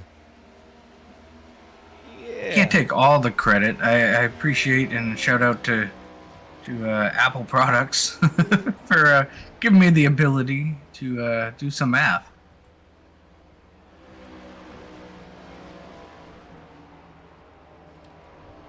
The 75 of Nelson now closed in on the back of the 54 of Sauber, trying to find a way around. Appears to be the faster car at the moment. So he was looking low, looking high. Settled back in line, closes right back to the bumper again as they head off into 3. Now looking on the low side of the 54. 54 goes up the track right against the wall there, not quite touching it. They're side by side as they exit 4. 54 is going to have that run on the high side with that momentum. Going to be able to clear the 75. 75 is going to try to look low again. He uses that bottom below the line there to get the car set as well. All the way back up the track. It stays right in line behind the 54. Going to get a great run off of 2. Now looking to the inside of the 54 as they head down into 3. Side by side into 3. 75 has a good run, able to clear the 54 on entry. Now the 53 looks to the inside of the 54. This is not for position. The 75 passing the 54 was for position. Tommy Osborne in 6th position is the last car on the lead lap, just a little ways behind this group we were seeing racing up here with Sauber and Nelson. Nelson, after passing the 54, starting to pull away now, 0.4 of a second ahead of Curtis Sauber. Going to try to make up some of that 7-second deficit between he and Kenneth Pack. Yeah, that 53 car of James Bowden is scored as 9 laps down at the moment. Yeah, Bowden was last in on lap 145, so he's got about 30 lap fresher tires than these guys he's racing around. Making it look like Superman out there with this. As you can see him really close back in on the 75, has to check up just a bit, 75 into the wall. Now the 53 looking to his inside. Again, several laps down, but able to go ahead and make this passing and move on, pull away from the 75. Your leader now, Chris Essery, with 2.2 seconds over Michael Kurgelak. The only drivers left running in the 30-second bracket that's on the lead lap. So he's now going to go to the outside of Tyrone Yo. Tyrone Yo goes down to the apron to let the leader on by, try not to affect any of this race. It's Michael Kerjelak. Kenneth Pack has run down Michael Kerjelak. Kerjelak's starting to struggle a little bit on the older tires. 16 now looks to the inside down the front stretch. Side by side as they head down into 1. He's going to give that position away to the 16. 16 goes up, smacks into the wall. 19 closes to the rear bumper. Now going to try to look to the inside. Can't quite get there as they head down the backstretch. Yeah, so a little bit of action picking up here as Kerjelak now is see if he can try to make a run back to the 16. Yeah, the 16 caught him pretty quick and then wanted to get that pass over with, and unfortunately overdrove it just a little bit and got his right side up there, got a little more of that Darlington stripe. But now settled back in line ahead of the 19, starting to pull away just a little bit. This all happening 3.1 seconds behind our leader. Check that, 2.8 seconds behind our leader as the 16 now works his way to the outside of the 2 of lapped car of Tyrone Yo. Tyrone gives way to our leaders. And this is the type of race in the conditions where Kenneth Pack kind of shines a little bit. He's typically, like we said earlier, very good on the long run, and he's kind of showing it now as he moves his way into that second position. Yeah, he did this earlier. He did this in stage 1, but Kerjelak was able to run him back down. So we'll just have to see what happens as the laps run down. We are coming to 200 laps to go in this race, folks. Now, there is another stage break at lap 230, as Dave was alluding to earlier. So this race is far from over.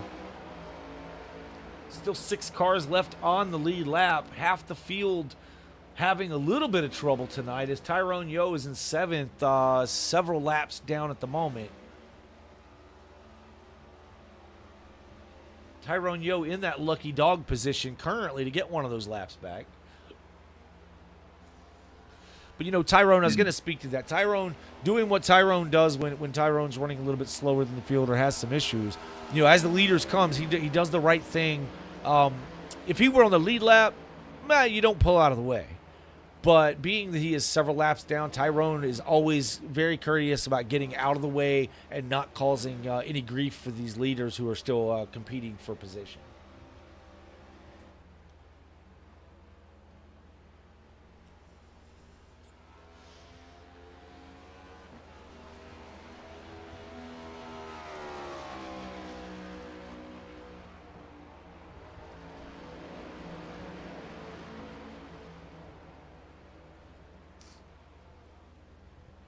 Yeah, so a lot of these drivers like Chris Esri, Kenneth back in on lap 117. They're pushing just over 50 laps now on these tires.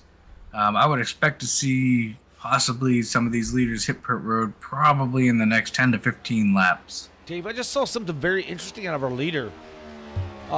Through 3 and 4 now, he's downshifting to 3rd. Yeah, I kind of caught that earlier. I think as the tires wear, it's beneficial to kind of get down there in 3rd. Like I said, watching him earlier, it was a little bit sketchy up off the corner when he's in that 3rd gear, but I think it does help get him a little bit of drive up off the corner as the tires are wearing out here. Yeah, because the pace has slowed quite a bit. He's able to run 4th down that backstretch and then go into 3rd. I don't think he's going back to 5th on either end now. He's holding 4th down the front stretch and through turns 1 and 2, but then 4th down the back stretch and then down to 3rd going through the. Let's see if we see that out of Kenneth Pack. As Kenneth Pack heads down now, he shifts to 5th. He's still shifting to 5th and then going back to 4th for 3 and 4. So that's very interesting. The way 2 different fast cars are using it, but it obviously seems to be benefiting the 22 by using that 3rd gear. Now, if Kenneth has his ears on him, we'll see if he starts shifting to 3rd down in turns 3 and 4.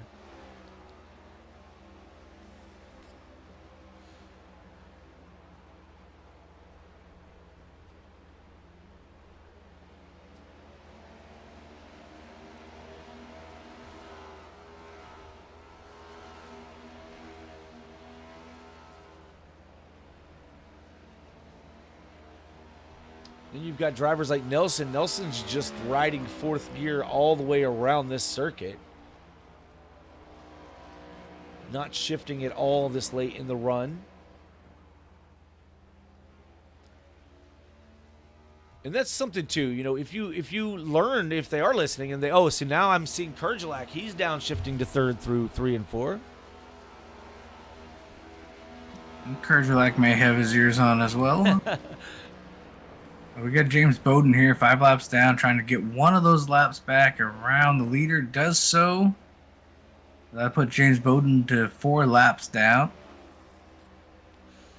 Or actually, sorry, 8 laps down. I think he was 9. Yes, he is now 8 laps down. Yeah, Kurt. Still 6 cars running currently. Fastest car on the track last time by was Kenneth Back at a 31.16.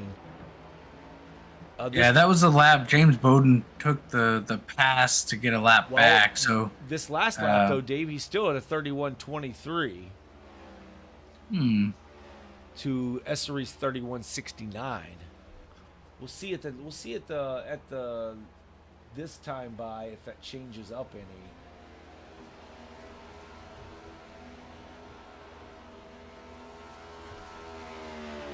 Essery at 31 flat. Yeah, he picked it back up there. Yeah, he did. Yeah, to a 31.24 for Kenneth. So, a couple tenths quicker there for the 22.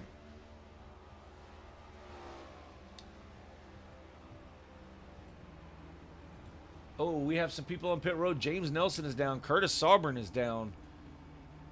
James coming in from the 5th position. Curtis from the 6th position.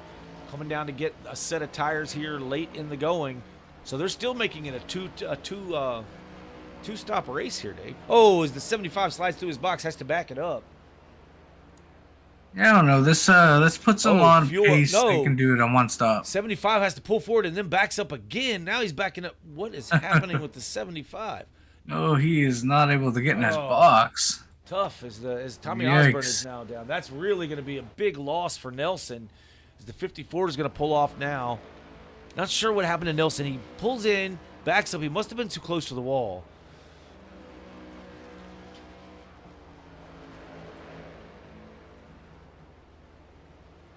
Curtis Sauburn is now 7 seconds. He came in behind James Nelson. James lost. His pit time was 30.02 for a full pit lane time of 1 minute 6 seconds to Curtis Sauburn's 14.93 at a 52.62 full pit lane time. So a big loss of about 7 seconds from James Nelson to Curtis Sauburn. Yeah, and I would expect to see Chris Essery in here in the next few laps. He's about 60 laps or so on this set of tires, so I would expect to see him shortly. Yep, Kenneth Pack is down to get his final stop of stage 2 out of the way.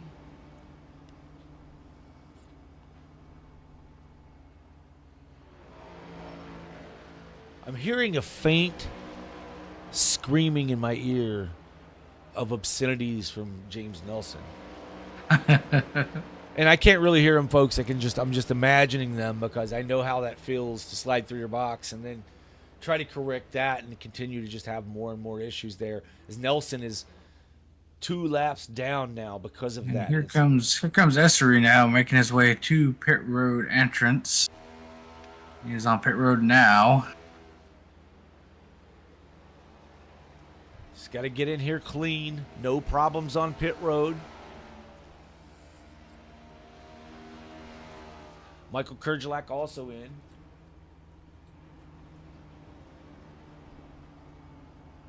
So we follow the 22 down to that, all the way down pit road to that very first pit box.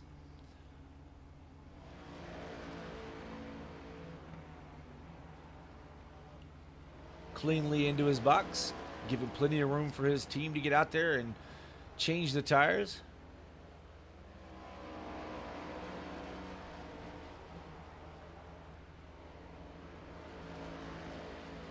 And the 22 is away.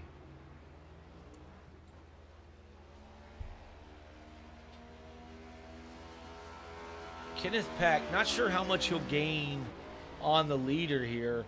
pitting 1 lap earlier. If he could have got a couple laps, maybe. But 1 lap, not sure it's going to be enough. He's currently Yeah, 8 seconds. I think he behind. still lost time to the leader. Looks like he's going to cycle in about 8 seconds back. Yeah, just behind Michael Kerjelak as Michael Kerjelak falls back in line. Now they're going to battle for the second spot once again.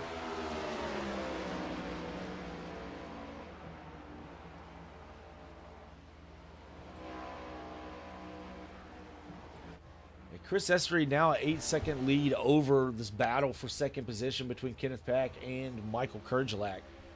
A battle that's heating up just a bit here.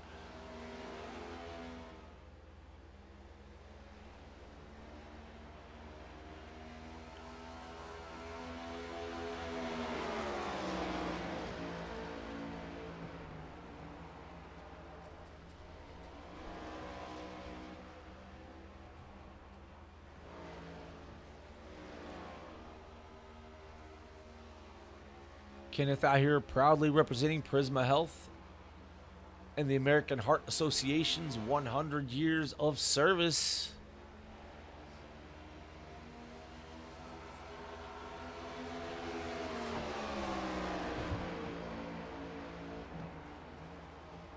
Yeah, so as Kenneth Pack battling, trying to find a way around Kerjelak to get back to that second position, I am going to step away for just a few minutes and I will be back. Alrighty.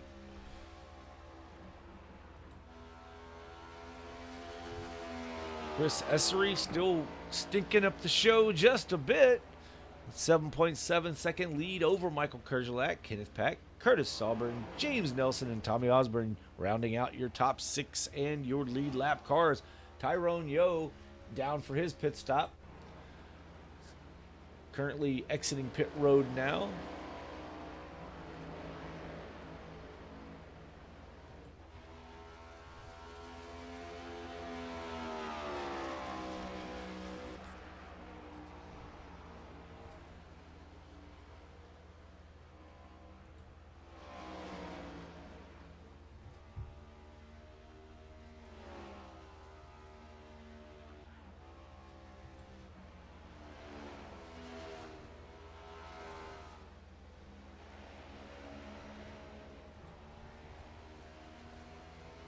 Here's your fast times of the race.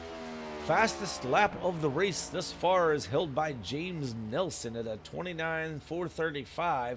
He has the fastest lap of the race, currently running in the 5th position. I said he was a couple laps down, but apparently I was wrong on that timing. He is back on the lead lap, but I think that was before the leader had come to pit road. I was seeing that. So James Bowden now coming in for service.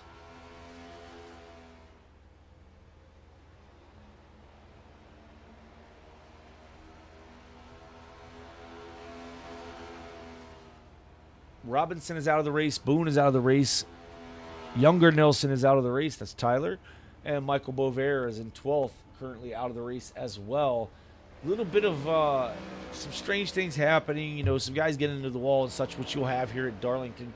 But then Robinson having pedal troubles tonight, retiring early from the race. Looks like he's going to finish in the 9th position tonight. But Bowden going to keep on keeping on as he's down here. He's in the 8th position currently.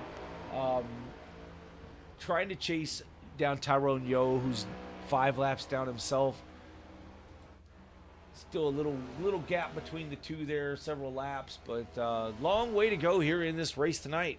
So we're coming to lap 190 of 367 for the Southern 500.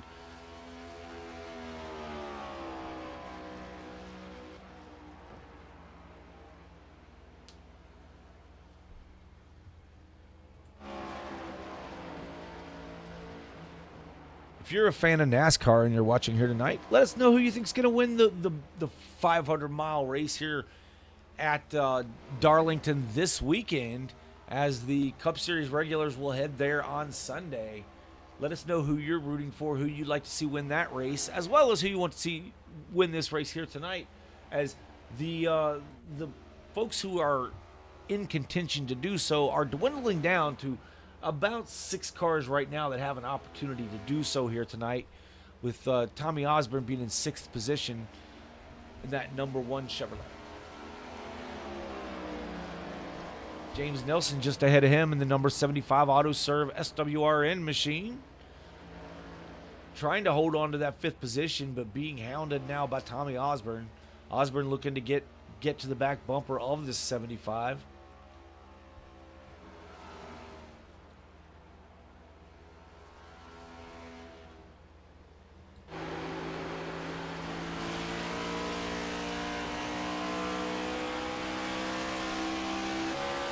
Battle heating up for the 2nd position once again, as this battle just doesn't seem to go away between Kenneth Pack and Michael Kerjlak, which is great for us because that gives me something to talk about up here.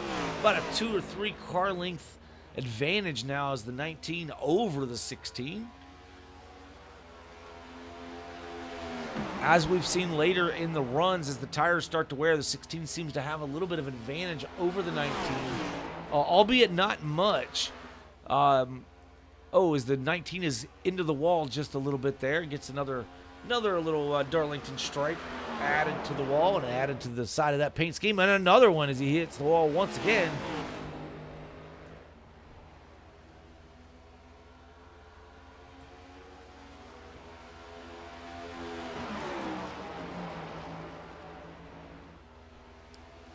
This battle happening some 9 seconds now behind the 22, but the 22 is in a little bit of lap traffic. He's around the 53 now. He's starting to gain on the 2 of Yo to put Yo down a 6th lap.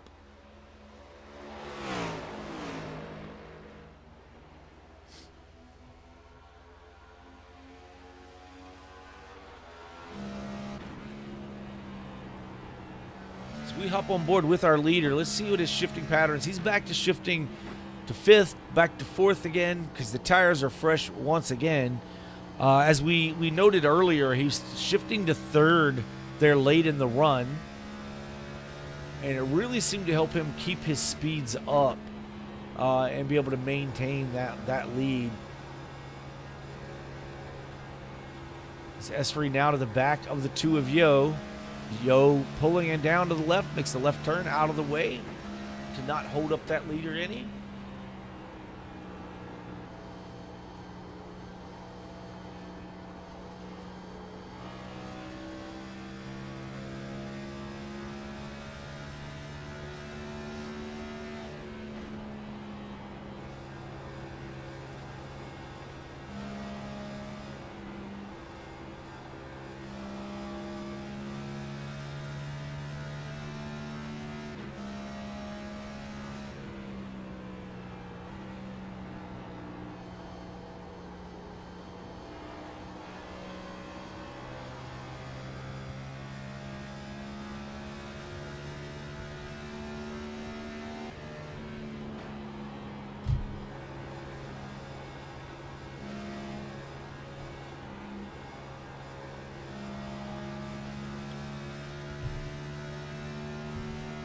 Yep. I may have to figure out what I did there.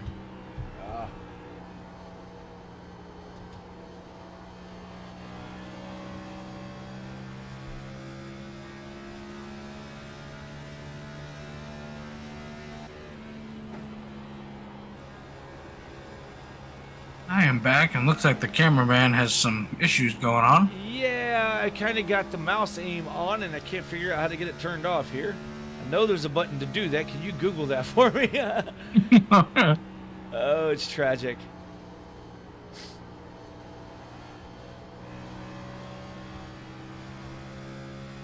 Oh, no.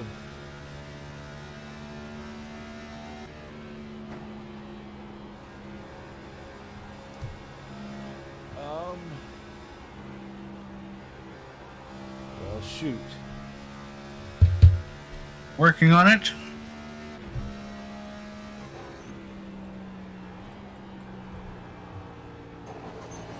Oh no. There is a button for that. Now, unfortunately, I thought it was the Z, and it is not, so I can't get back out of it.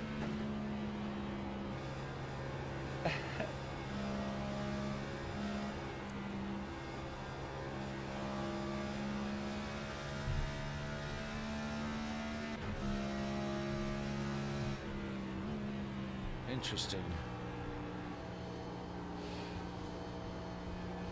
There we are. I figured it out.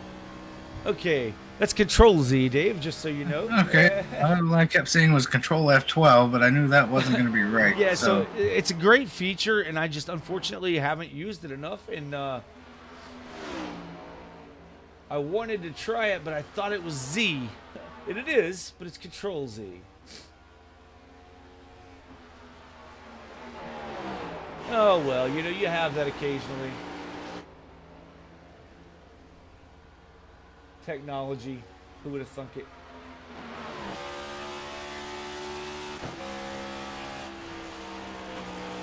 And Chris Esri enjoying almost a 10-second lead over Michael Kurgelak. Yeah, Kurt's now pulled away from that battle he was having with Michael Pack as well. Or Kenneth Pack as well. Pulled out now to over 1.1 seconds ahead of third place Kenneth Pack.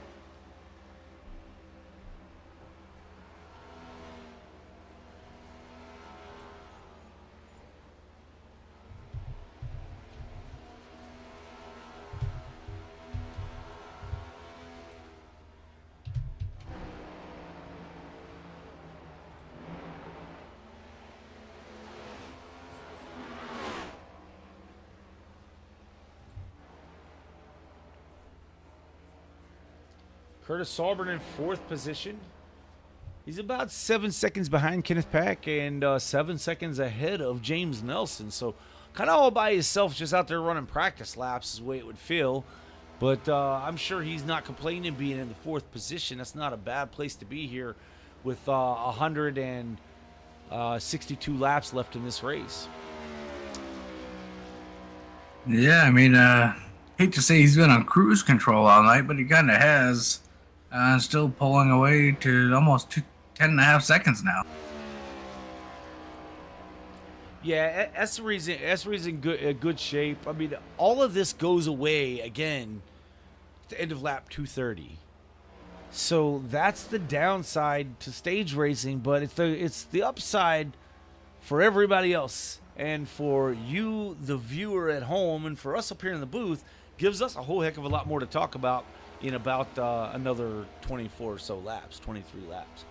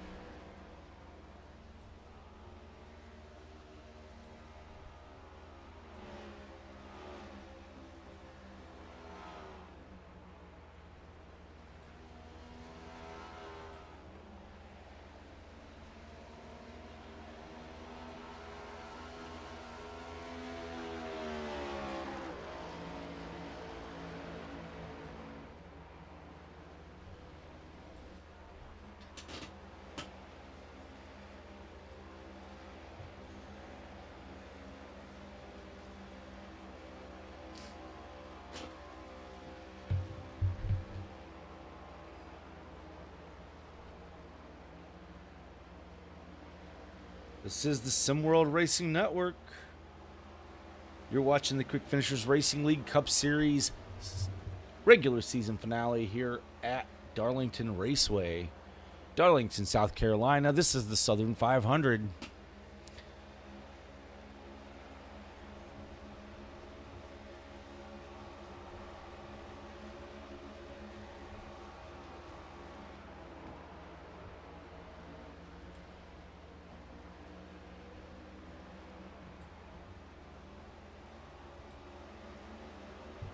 Once again, taking a look at our pit strategy and stint length tonight. James Nelson putting some tire sets on. He's been through 4 sets of tires now. They have 10 sets, so this is not going to be an issue for tires tonight. But taking advantage of those tires, longest stint of 57 laps for Nelson. Currently 34 on this set he's running on now.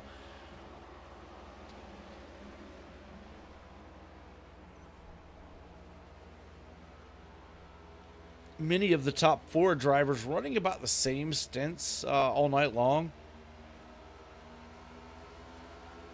Sauber and Nelson on the longest on their tires right now at 35 laps. Kerjelak with the best advantage at just 30 laps on his tires thus far in this run.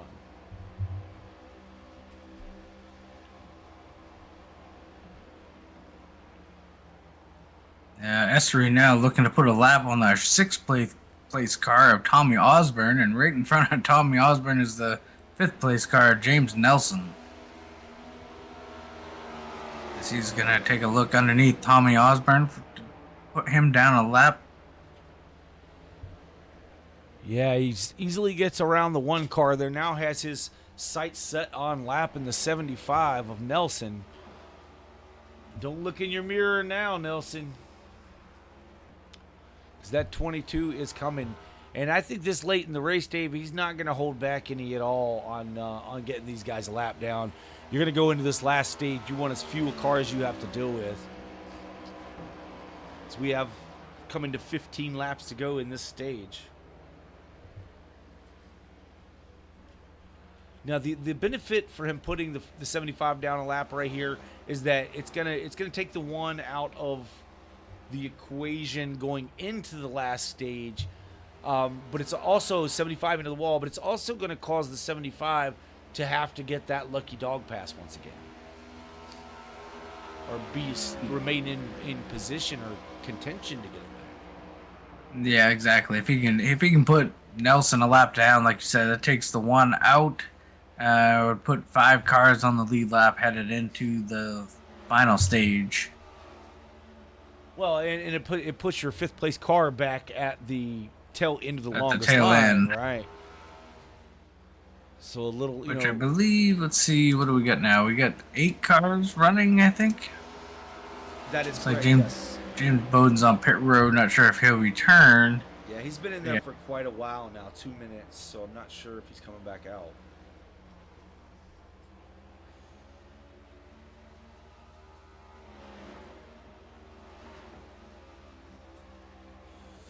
James Nelson probably once again pleading and begging this 22 to just, hey, back off of it, man. You got plenty of room. But if I'm the 22, I'm putting that 75 down a lap if I can do it. Yeah, absolutely. I think you kind of got to at this point. We haven't seen anyone really be able to run with the 22 tonight, so I don't know that there's a big concern, but you don't want to take any chances. I mean, I've seen these guys like James Nelson, like Michael Kerjelak, like Kenneth Peck, just pull something out in late stages of these races and be able to mount a comeback. And all of a sudden you're like, where did that speed come from? Oh, as the 22 gets really loose. That's the first misstep I've seen out of the 22 all night tonight. Didn't hit the wall or anything. And actually, I'm not sure if I've seen him smack the wall tonight. I imagine he has, because everyone does it. But right there, I mean, he was super loose, almost lost it. And this is the stuff that can happen in a long race like we have tonight, 500 miles. You start to feel everything. You start to get tired. Your arms are worn out, and you make that mistake, and it could cost you a chance at a win if it's a bad enough mistake here. Yeah, your eyes get tired. The mental challenge of doing this. Oh, as he's really drawing in, gets a great run off the corners, drawing in on the 75 now. 75 is going to be tough. He's a very tough driver to pass anytime you try to pass him. So he's not going to make it easy on this leader. He will not be doing what Tyrone's been doing, which is pulling out of the way. You're going to see this 75 give it everything he's got to stay on this lead lap here. Then you got to kind of weigh the options there. Is it worth it for the 22 to keep pushing harder to put him a lap down? We saw that slip up that could have been fatal for the 22. 22 gets a great run through the corner once again. Curious if this 22 is starting to downshift again to fourth. And I don't have to be curious for long, folks. I can pull that up. Yeah, just 10 laps to go here in stage 2. He's running fourth gear all the way around and through 1 and 2. Let's see if he downshifts to third, where he was catching him down into 3 here. See if he downshifts this time. He's now going to try to look to the inside. He does not downshift. Holds it in fourth. Now he's right to the rear. Now he's to third. So, yes, that's exactly what he's doing. He makes contact with the 75. 75 able to stay out in front. Yeah, so that's how Essery is beating him through the corners, downshifting into 3 and 4. And it was really, really helping him get a great run on this 75. But now, with 8 laps to go, coming to 7 laps to go in this stage, he's trying everything he can to get around the 75 auto-serve machine of James Nelson.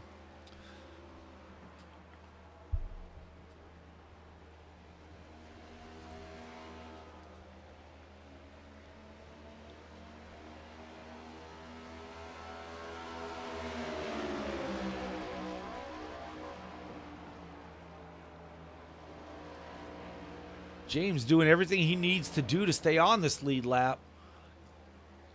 Essery's going to get a pretty good run off of 2, but James is able to kind of keep pace with him through 1 and 2. But the downshift here in 3 and 4 is where Essery's really been gaining. Yeah, right there, and he just like closes in so quickly on the 75 through 3 and 4. He makes up 1 to 2 car lengths every time they go through 3 and 4. Better run for the 22 through 1 and 2 this time. He's going to get a big run off and down the backstretch. 22 now going to try to look to the inside of the 75. He's got to the inside of the 75 to try to put him a lap down. 75 is going to drive it in hard on the outside, drifts up the track into the walls of the 75. 22 door to door as they exit. They almost touch. 22 gets loose. 75 has the momentum to try to hold on to this lead. Now they're heading down into 1. 75 still to the outside. He's going to clear the 22. Great job by James Nelson to hold on to this lead lap so far. Yeah, I think at this point, if you're the 22, I wouldn't risk it here. I think you just ride behind him here with about 5 to go in stage 2. Yeah. You know right there, James is going to run him as hard as he can to stay on that lead lap. Well, so. As he should, though. As he should. And I just don't think it's worth the risk. No, I agree. But, I mean, you kind of have to weigh it. You need to get him out of your way that bad. Because if you do, you're only going to make him take the lucky dog. So, again, yeah, I don't know. But the big run for the 22 once again on the exit of 2. He's going to look now back to the inside of the 75. Can the 75 hold him off again? 75 drives it in hard, up into the wall. He's off the wall. Now he's holding on to that position thus far. He's going to have the momentum off. Oh, they touch again. 22's loose once again. This exact same thing. What an exciting battle to stay on the lead lap for the 75 of Nelson. 3 laps to go. 75 back into the wall. Oh, 75. That was a weird turn off the wall there. That helped him, though. I mean, that really, propelled him forward. Let's see if the 22 makes one more run at him before we get to the end of the stage. Tommy Osborne's on pit road.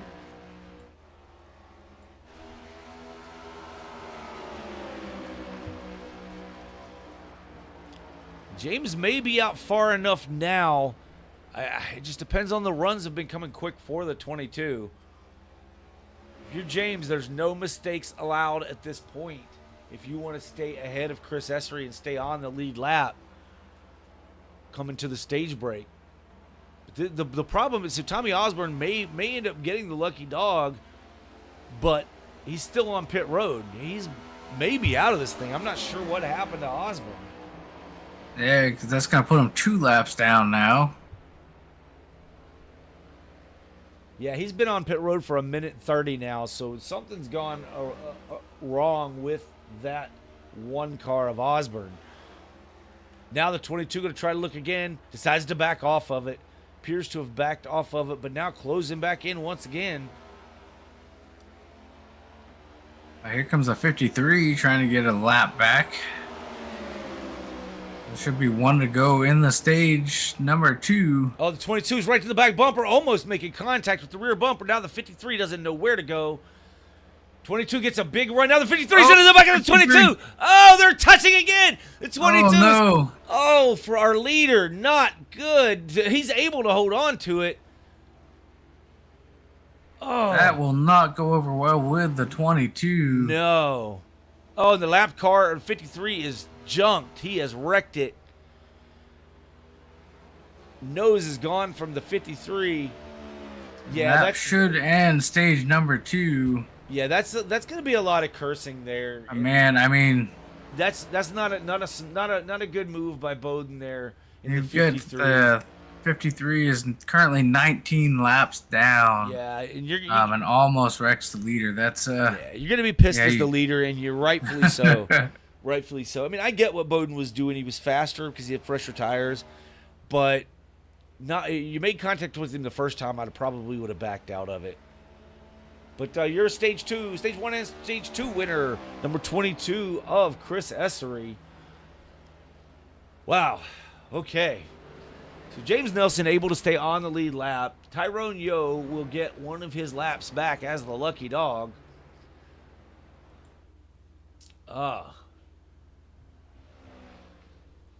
Yeah, that was pretty tough.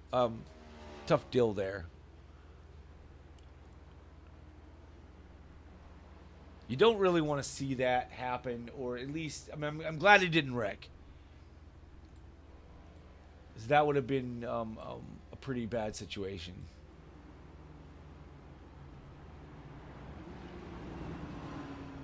As ever, all the lead lap cars will be hitting pit road this time.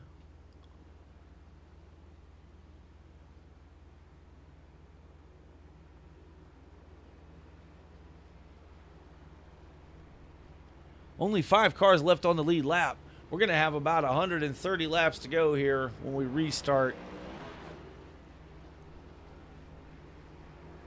Chris Essery putting on a clinic here tonight, but we're going to stack them up again, Dave, and it's going to be a shot for Michael Kerjlak, Kenneth Pack, Curtis Auburn, and James Nelson to try to do something with this 22 of Essery.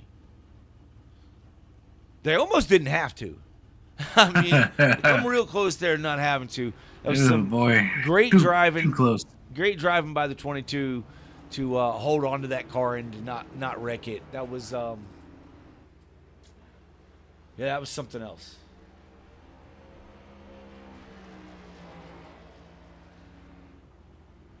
Yeah, let's go back and see what happened to Tommy Osborne that put him into the pits. We do have a replay on that. Oh, he just pulls it down to the inside and jumps to the pits. Not sure. I hope everything's all right with Tommy. Yeah. From the 6th position, just pulls it in and jumps to the pits. Not sure what happened.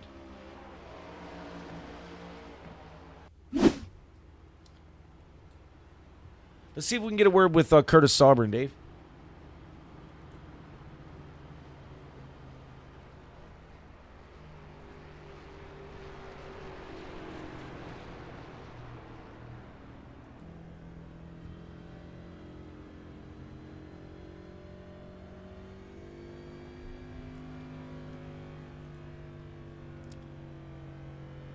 You still got a copy, Dave? Yep, I'm here. Sorry, I'm trying to pull this up real quick. I forgot. No worries. I can grab him. Looking. Curtis, Dave in the booth. You got a copy? Hey, Mr. Hillbilly. How are you? Hey, man. Doing pretty good. Been watching this race. Watching the 22 kind of stink up the show up there, man. How's the race been going from your perspective? You know, I'm not going to say it's a quiet night because that's just jinxing myself, but it's been a pretty good night so far. I'm not going to lie. Yeah, man. Worse. Yeah, I mean, you look pretty good out there, pretty solid. We were talking about that earlier. You had 7 seconds in front of you and 7 seconds behind you. It was like, man, he's got a solo session going there. Going to have a good night. Just running in 4th place, man. That's not a bad spot to be in here. Hey, listen, was at any point here tonight, was the sun a problem? Because it looked like the clouds might have helped you guys out some. No, it did at first, but then it peeked through and it was bad right there for about 10, 15 laps. But it's now went down now, you know. Yeah, man. It's nighttime. This is going to start the final stage. You guys have about 130 laps by the time you start here, 131 to go. What do you got for these guys? Absolutely nothing. I'm going to try my best, but I don't think we have anything for the 22. And my tire wear is just falling off so much. I'm just going to try to hold on to at least 5th here. Yeah, listen, man. We're going to ride along here a couple of laps with you. If you just want to talk us through it once you get up to speed there. I know there's a lot of shifting and stuff going on, but we'll let you talk as you can, and then we'll send you back after a couple laps, bud. Absolutely. I guess the 22 wrecked right there at the end, I heard. Oh my goodness. Yeah, that was a pretty bad deal there. Was going to be a bad deal there. The pace car's off, so I'm going to let you go, but yeah, it was pretty close. Alrighty. Try to get close to Kenneth here to give him a push down the front stretch.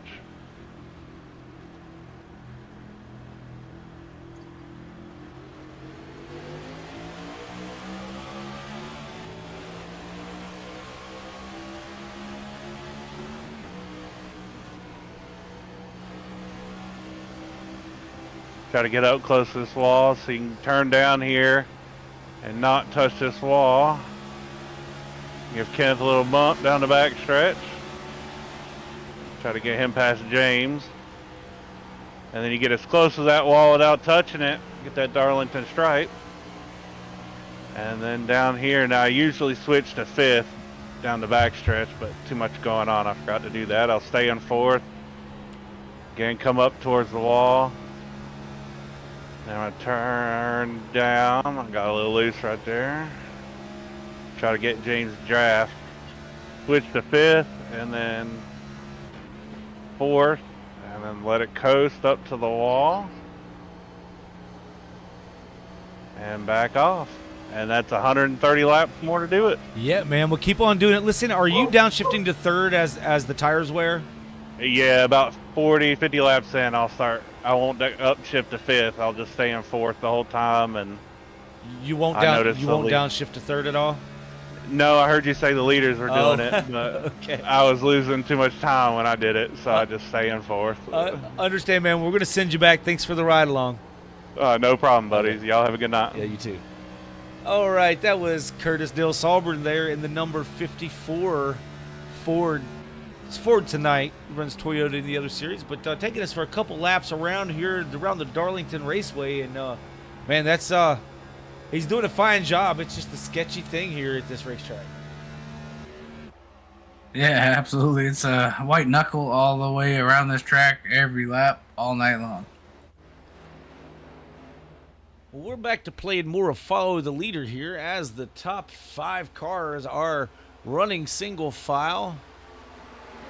As Chris Esri begins to pull away again, he's back out to almost a full second over Michael Kerjelak. But that's still not the 11 seconds it was earlier, Dave. Yeah, no, I get a chance to reset. Now, just like you said, just over a second separates the 19 and the 22. Battle for the 3rd position. Starting to heat up a little bit between the 16 and the 75.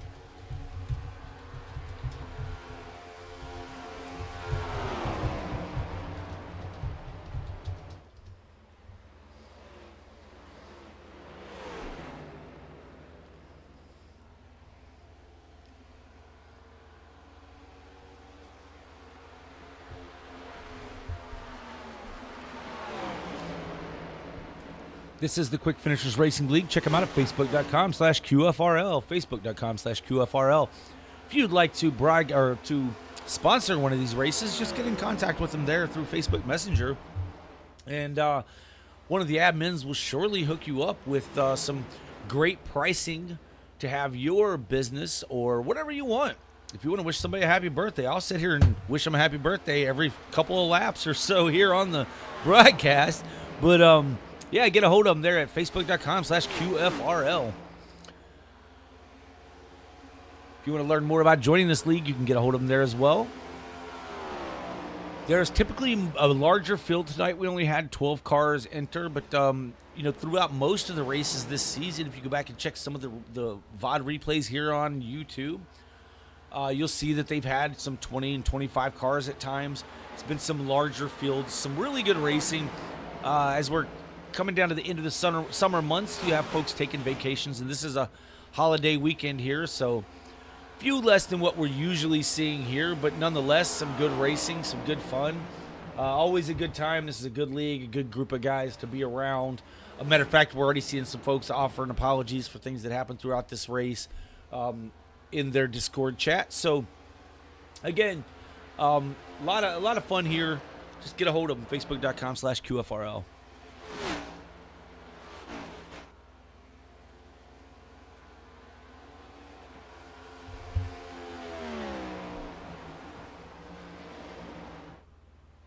That battle for third really heating up. James Nelson all over the back of the 16.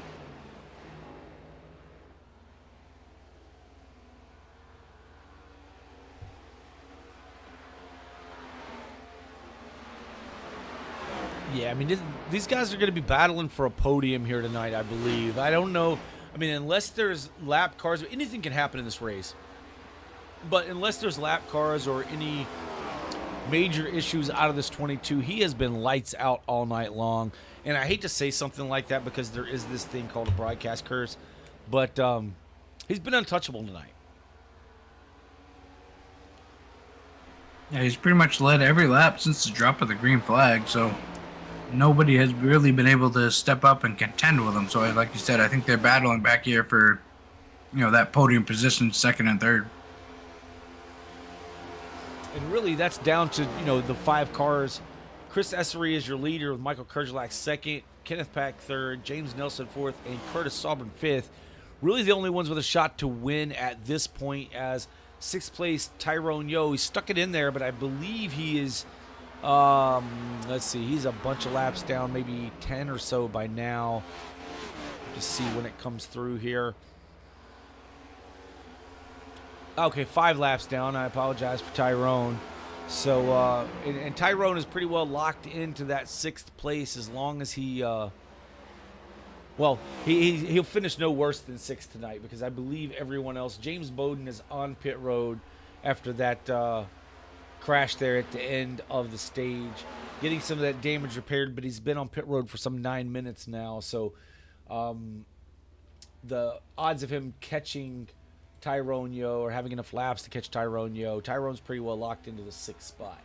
He can still gain some spots without a doubt with 117 laps to go. So good on Tyrone to stay out there and keep moving forward, being only 5 laps down.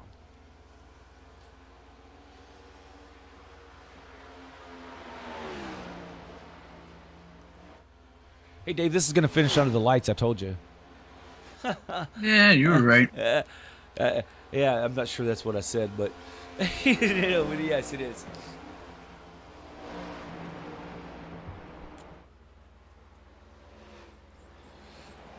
Michael Kerjelak up and into the wall just a little bit. I think he touches it almost on purpose there. Woo! Both the 2nd place and 3rd place cars really tail whipping that wall almost on the exit of 4. So it's like it's almost like you're coming up at this track. It's almost like when you come up out of 4 here, it's almost like you kind of go uphill and it kind of abruptly flattens off or something right there, and it kind of gets a little bit of the car upset if you're not paying attention. Your leader Chris Essery's out to 2.14 seconds over Michael Kerjelak. So stretching that lead out once again here late in the going.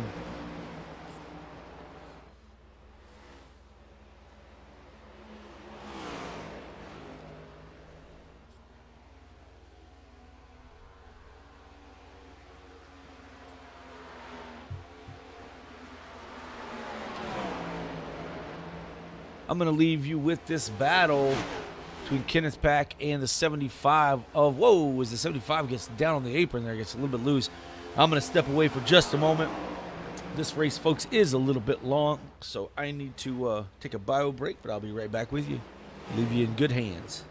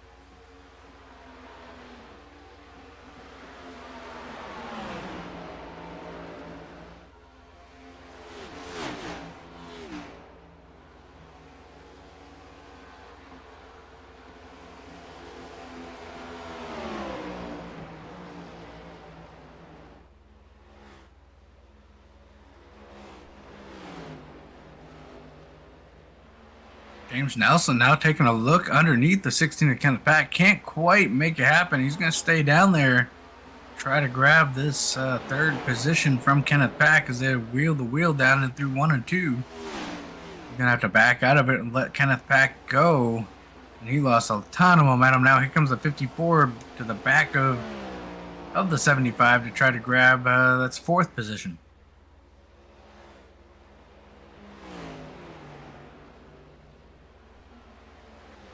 '54 and the 75 still duking it out here, trying to settle that 4th position. As I think we're riding along with Kenneth Pack, so I apologize. We are not able to see that battle at the moment.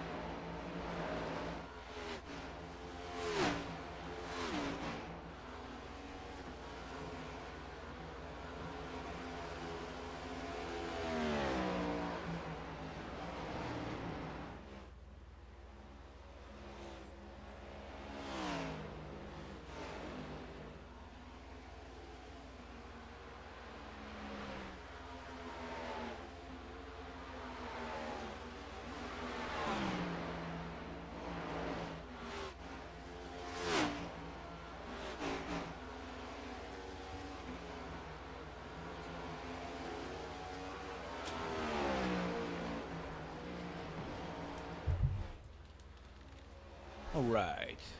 Back here with you. What did I miss, Dave? Anything good? Nothing too much. James Nelson took a run at the 16 and kind of lost some speed and is falling off now. All right, so the field is kind of spread out here a bit. The 22 is now catching the 2 to put him another lap down.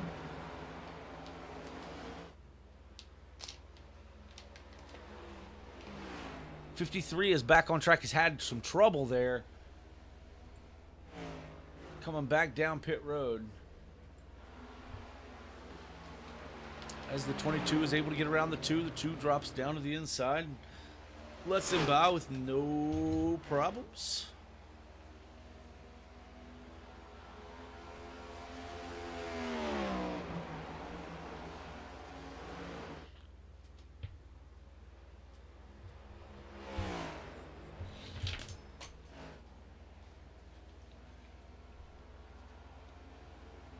We're just a handful of laps away from 100 to go here in the Southern 500. The final race of the regular season for the Quick Finishers Racing League.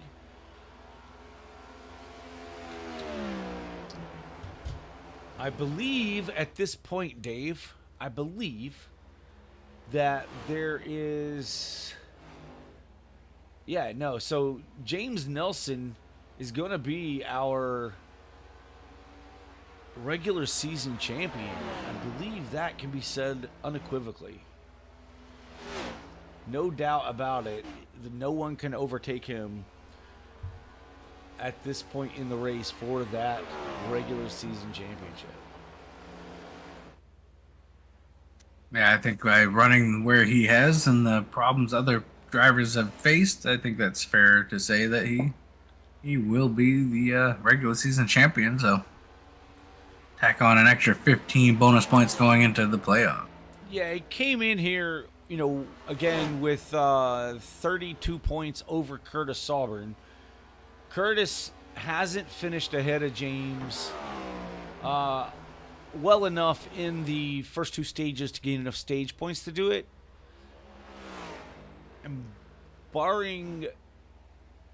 unless Curtis wins this race, I don't think it's going to be close. Michael Kurgelak is going to gain some points. May take over the second place in points.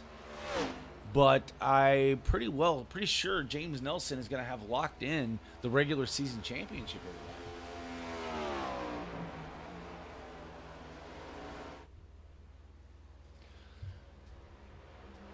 and if things end the way the way they're showing right now, like I say, I don't think there's anyone that mathematically can beat him. So, regardless of where James finishes tonight, we will try to get a word with our regular season champion at the conclusion of this race, as well as the top 3 finishers in the race. Which James may be one of those by the time we get there. We'll just have to wait and see how it all shakes out. But nonetheless, we will be talking to our regular season champion at the end of the race tonight as well. As we are just under 100 laps to go in the race, so we are getting there. We appreciate you sticking this one out with us tonight. We know it's a long race here. Typically runs 60% of the regular NASCAR length. But there's 3 races, I believe, that we run the full-length races, this being one of them. The All-American Racing League will also be running a full-length race this coming Tuesday night. That will be at Bristol Motor Speedway. It'll be a night race. That's going to be a race you're not going to want to miss, as it is the final race of round 1 of the playoffs. So there's going to be 4 drivers that are going to be a little bit upset of that top 16. There's going to be 4 drivers going to be a little upset at the end of that one, not moving on. They'll still be racing, but not moving on in the playoffs for the championship at the conclusion of that race. Oh, as Michael Kerjelak gets up there and scrapes that wall once again. He's had this kind of on and off love affair with that wall tonight. No harm, no foul, though. Matter of fact, he doesn't seem to even lose any speed when he gets up there and scrapes it a bit. But, yeah, it's kind of – the Lady in Black's kind of been reaching out and touching him a little more than he probably would prefer tonight.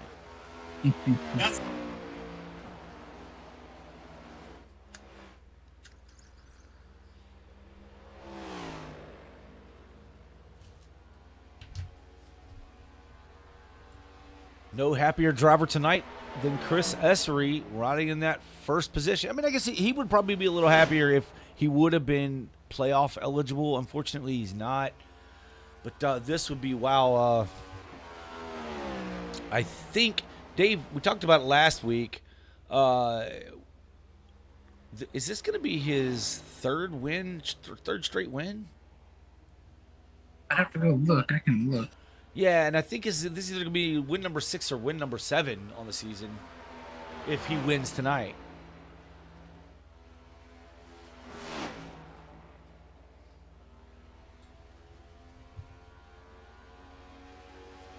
Yeah, so, well, actually, looks like the last race we ran was Daytona.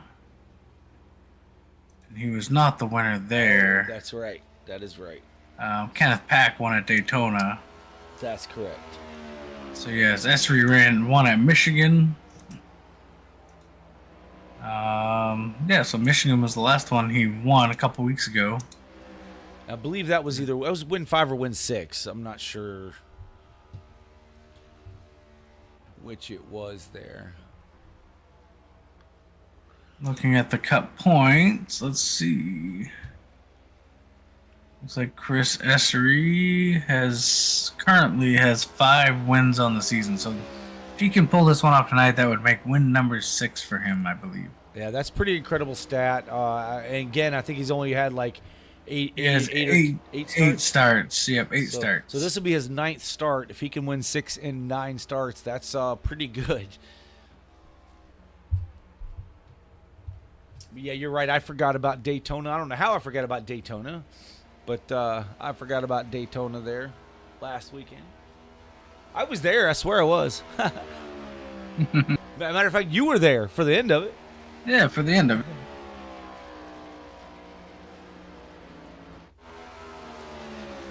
Curtis Sauburn has gone down a lap. Man, that thunder was loud. So did Curtis was down pit road 272. We missed that pit stop somehow, Dave. About 4 laps ago for Curtis Sauburn. He's currently ahead of our leader by a little bit, but he's at least 1 lap down at this time due to green flag pit stop. So he started off the cycle did Curtis Sauburn. Now James Bowden's still on pit road. Okay, so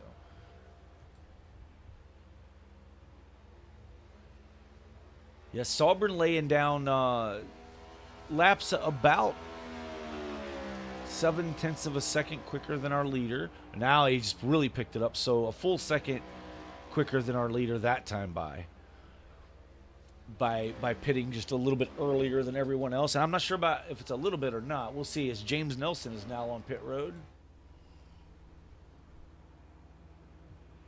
So Curtis ran about 40 laps on that last tire set. Came in and got another set put on.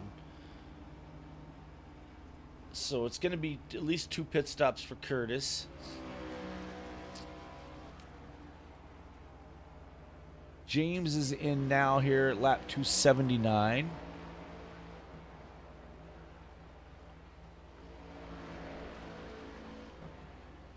So put him 47 laps on this set of tires.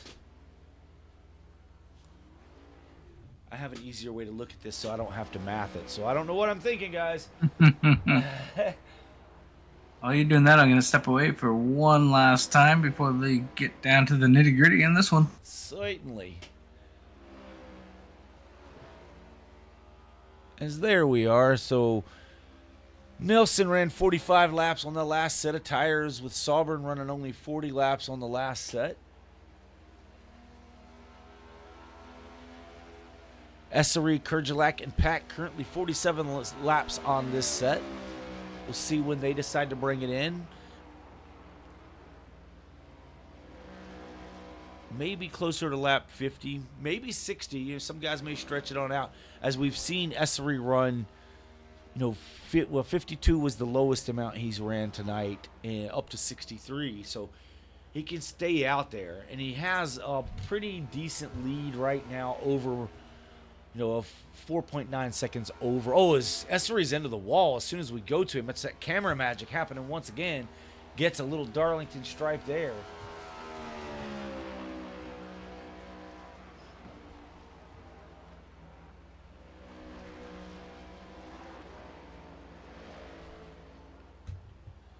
I would say Essery's going to be in sooner rather than later after getting up into the wall. That car is kind of pushing a little tight on him.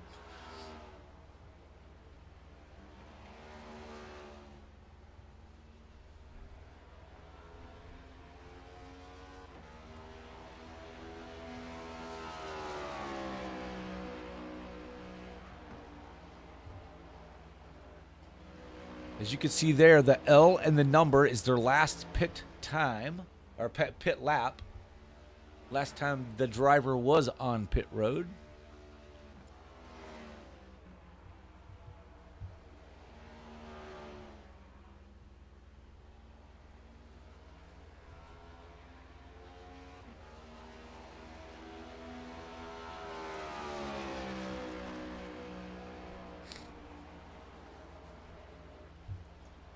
Oh, as the 22's up and almost into the wall again. Got really close. The car just looked a little upset as it headed up the hill there. And I said heel, yes. Thank you, Chad. Don't be a Chad.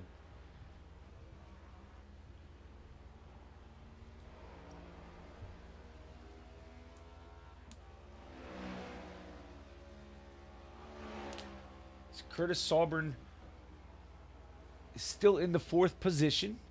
He's currently running lap times at 29:48.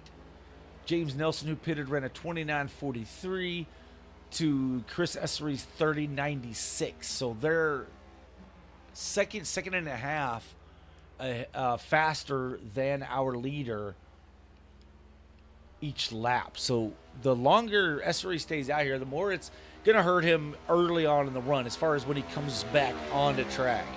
Now, he'll have fresh tires at that point. Their tires will be a bit more worn. So making up that distance won't be so bad. I mean, he'll have the fresher tires.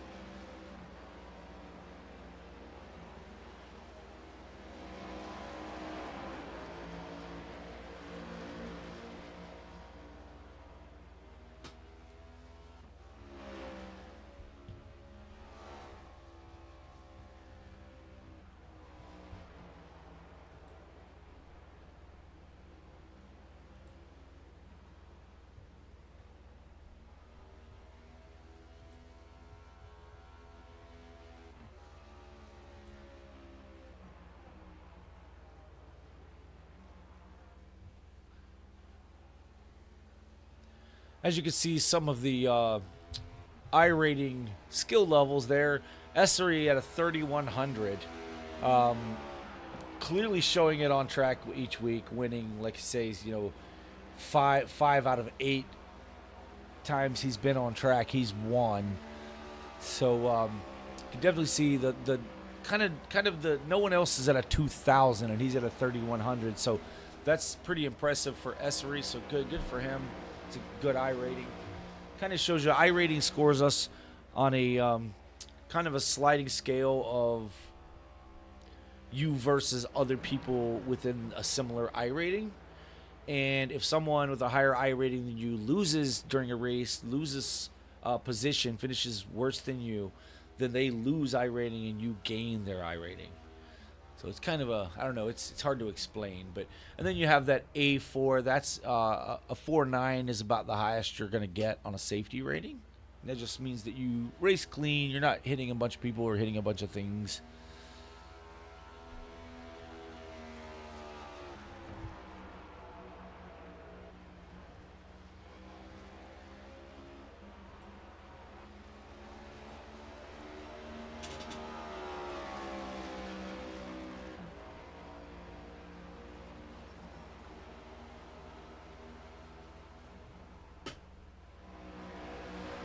Michael Kerjelak currently about 6.7 seconds behind Chris Essery. Then Kenneth Pack just about 0.6 of a second behind him. Then you have the lap down 4th place car of Curtis Sauber.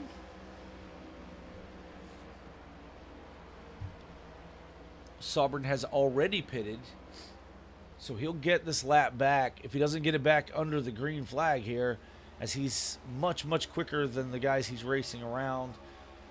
You see him moving through the field here.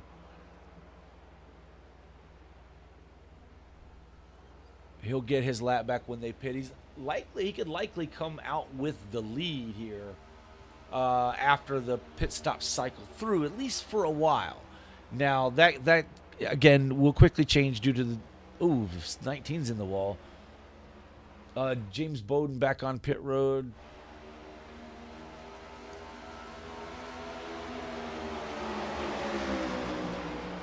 Kenneth Pack moves over and lets the faster car of James Nelson get on by as James is on those fresher tires. He pitted a few laps after, about 5 laps after Curtis Sauber did. These guys are racing for position. Now, that 5-lap tire difference on track, Curtis Sauber, now they are in traffic, but Curtis Sauber ran a 30.9 last time by to Nelson's 30.2. So Nelson quite a bit quicker with the traffic and the 5 laps difference on tire.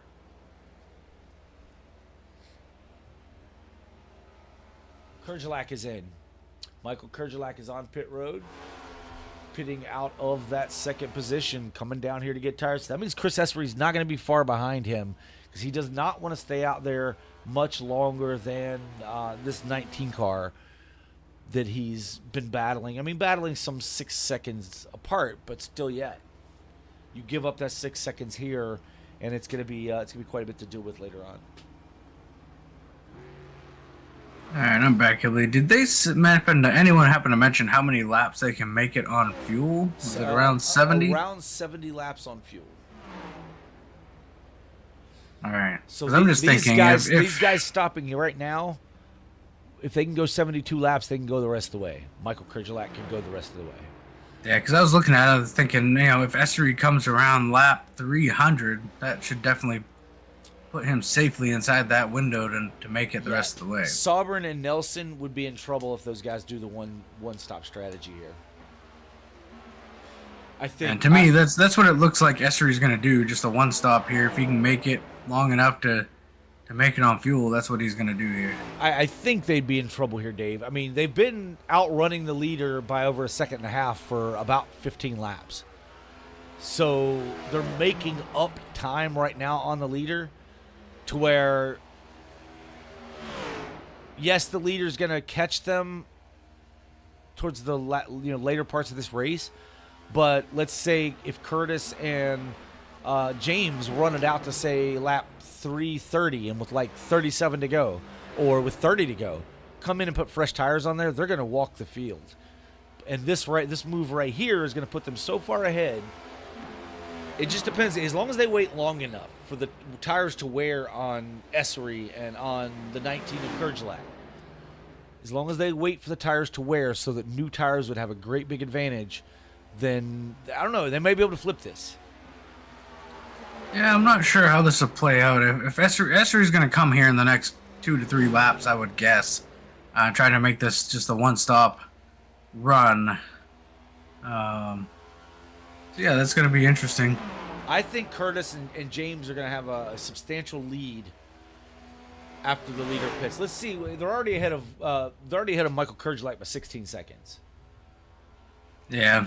You know, and we'll see. It depends on, because Essery is going to try to make it the rest of the way on fuel. These two are going to have to stop. So I still see it playing out for Essery. As Essery now moves out of the way, says go on around. I don't want any part of this. Yeah, that's what Essery's doing. He's trying to make it, I'm guessing, to lap 300 or a little bit over, and make it one stop. Yeah, I mean, I just don't know. I don't know. I think tires are king here. I think the tires. I think the two stop. I don't know. It just depends because they've made up so much time this time. They're now back on the lead lap, right? Yeah, when Essery pits, that's going to put them around. As Essery's coming now. Yep. That should pull them around to take the lead. But Essery's going to have, quite a bit, over 25 lap fresher tires. So you should be able to run them down pretty substantially. Right, but that's why I say if they run another let him run 30 laps on his tires, and then they pit for their last set, it's going to take him that 30 laps to even get close to him. So if they can pit from the lead to get their last set of tires, I think they'll be in pretty good shape. I mean, it's going to take them that last 37 laps to make it up, but we'll get a better idea here once this cycles through and how big of a lead they have. Right. As they go by now, I believe. So. Yep. Kenneth Pack is in.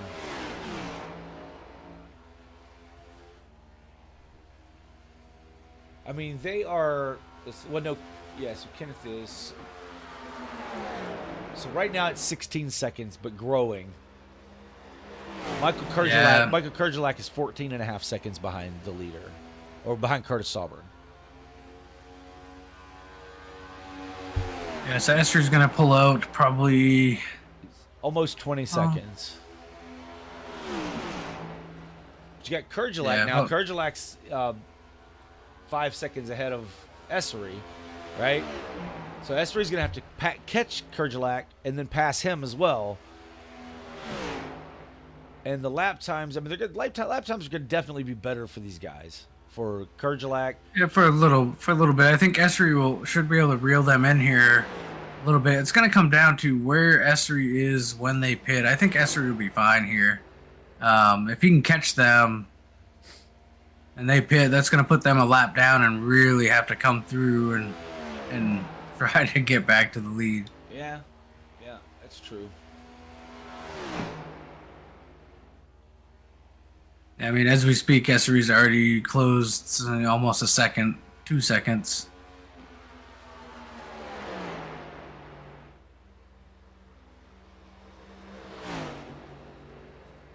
As we see Curtis Sauber and James Nelson battling door to door for that number one spot. They touched their wrecking. Oh, they're wrecking. This they did not need to do. No caution flag yet. Now they're both going down to the inside. Why is there not a caution flag?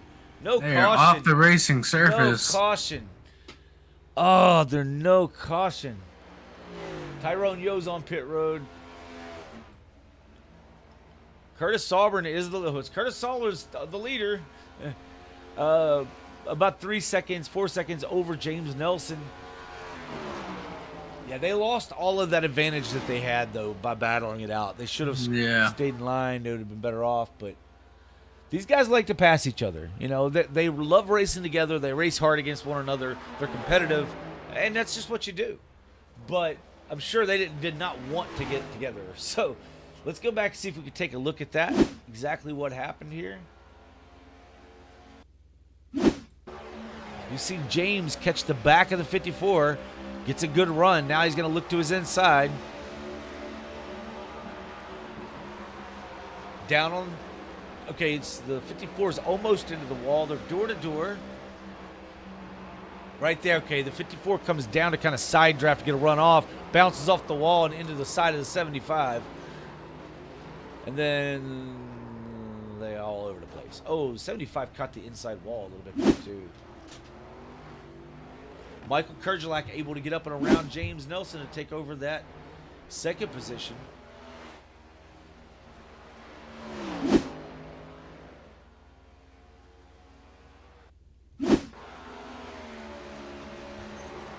Came from a long way back to do it in this replay. Oh, the 75 just hammers the outside wall.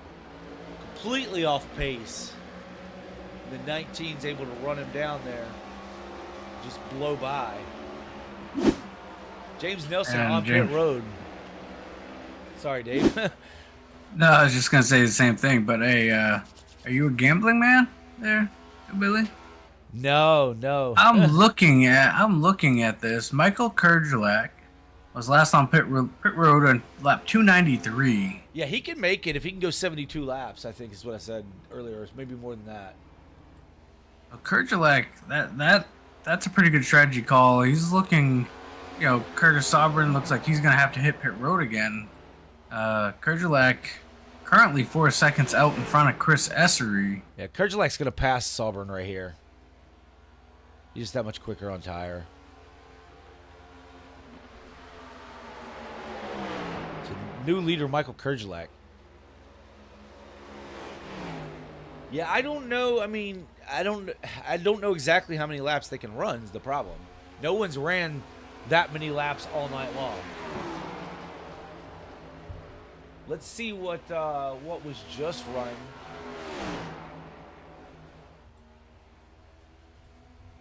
So, Essery just ran 68 laps. Oh, 68 laps. I clicked on that.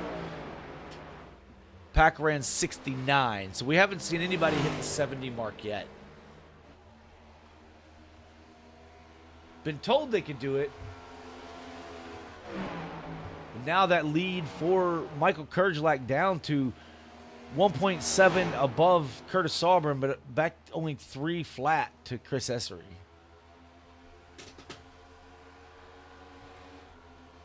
Kenneth Pack, not sure where he had troubles, and maybe it was the way it cycled through, but he's now 16 seconds back of Essery in the 4th position.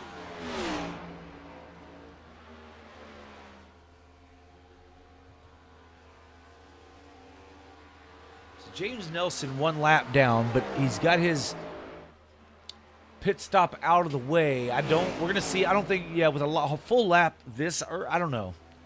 Because he went a full lap down, I think that's going to be he's not going to have an opportunity, I think, to pass the leaders and then go back and gain more spots.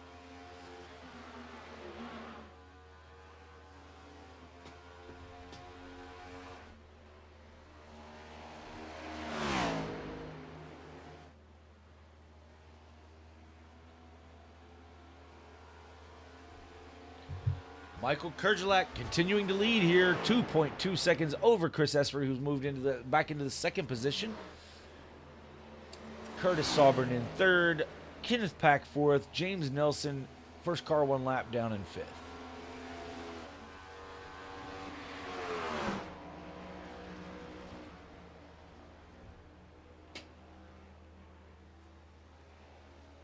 We hope you've enjoyed the race tonight here on the Sim World Racing Network. It has been a long one. 500 miles is what we're going to run in conclusion here at the, hopefully 500 and not 508, 10, 12, but it's possible. Here for the Southern 500 for the Quick Finishers Racing League Cup Series regular season finale, where I believe we could safely say, well, I can't safely say anything yet. No, I can safely say that James Nelson will be your regular season champion. That gives him 15 bonus points heading into the playoffs starting next week at Atlanta Motor Speedway, or Super Speedway, I guess it is now. Michael Kerjelak enjoying only 0.8 of a second now over the 22 of Essery. Essery has run him down.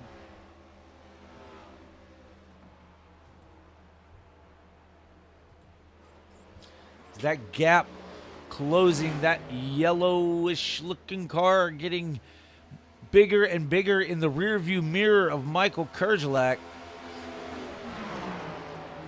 Chris Essery reminding you that Chris Essery won the pole position, won the stage 1, won stage 2, led the most laps of this 500-mile event here tonight, and is now running down your leader, Michael Kerjelak, to try and regain the lead and possibly the win here with 50 laps to go in the Southern 500. Brought to you by Quick Finishers Racing League. You can get in contact with those guys over at facebook.com/QFRL. This battle is heating up for the lead. Yeah, Essery now closing into just a couple car lengths behind the 19 of Kerjelak. He's going to get a good run here off of turn number 4.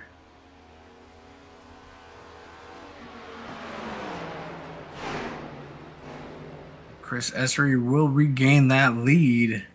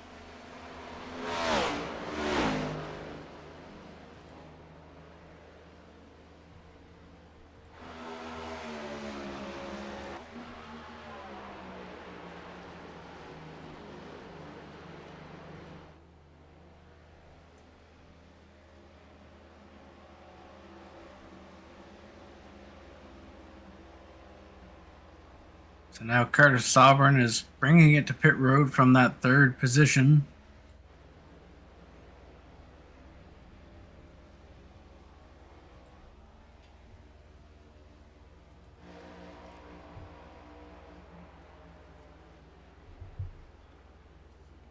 Chris Essery now over a second, working on a second and a quarter ahead of Michael Kerjelak. So 15 seconds back to Kenneth Pack. And again, like you said, Curtis Sovereign on pit road here.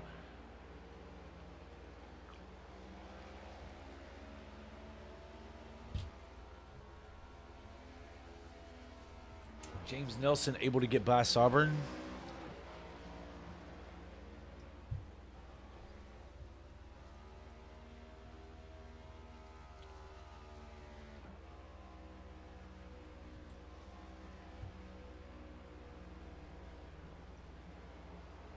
Yeah, so I guess the real question is, can Michael Kerjelak stretch enough fuel to get to the end of this race? He'd have to go 74 laps, which would be the longest we've seen anybody go on fuel to get to the end to try to maintain that second place run.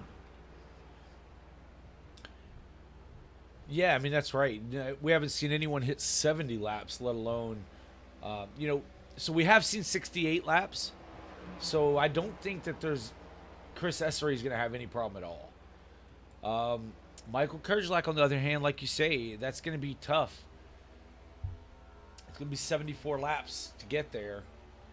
Well, I mean, I say it's going to be tough, but we don't really know is the thing, right? We don't know anything beyond 68.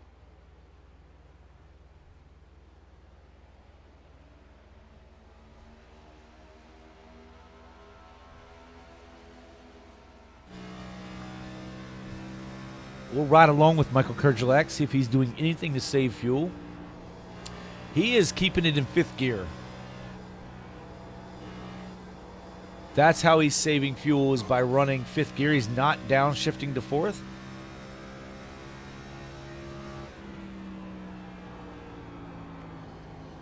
Off the throttle kind of early-ish. And then staying in 4th, keeping those 5th, keeping those RPMs low. That's how he intends to make it all the way, Dave. Yeah, so I kind of figured he was really tight trying to make it to the end, so trying everything he can to save a little bit of fuel. Yeah, and I think Pack is running him down. Pack is running the same lap times as Essery. And Pack is running him down like maybe 4 or 5 seconds. He's got about a 10-second lead right now over Kenneth Pack.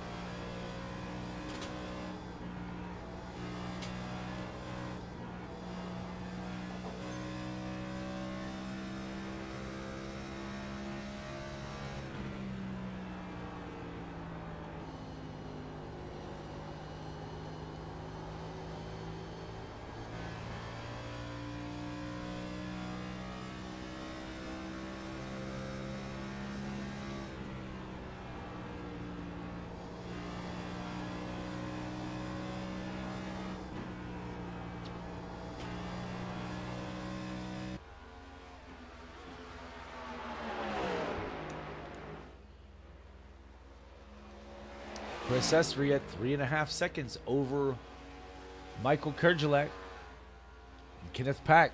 There's 3 cars left on the lead lap. James Nelson and Curtis Sauber both 1 lap down after making their final pit stops. Not playing the stretch it game.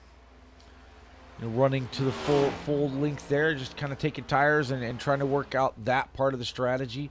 Chris Essery and Michael Kerjelak both going for the green with only 1 stop in this segment here. Or this stage. And we know Michael Kerjelak is having to save fuel, going to run the longest stint we've seen tonight if he's able to pull it off. All while trying to maintain a lead over Kenneth Pack. Kenneth now closed in a couple more, almost two more seconds, down to 8.5 seconds behind Michael Kerjelak.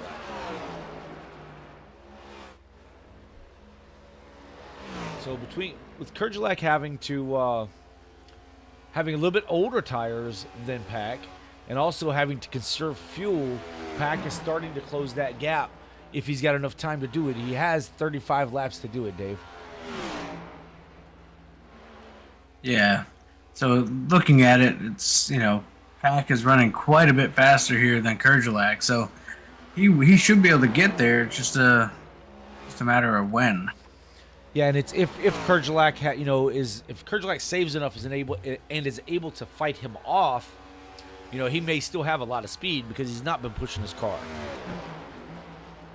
Yeah, I mean, Kenneth Pack right now is running about a half a second quicker per lap than Kerjelak, so he'll be there in just another handful of laps.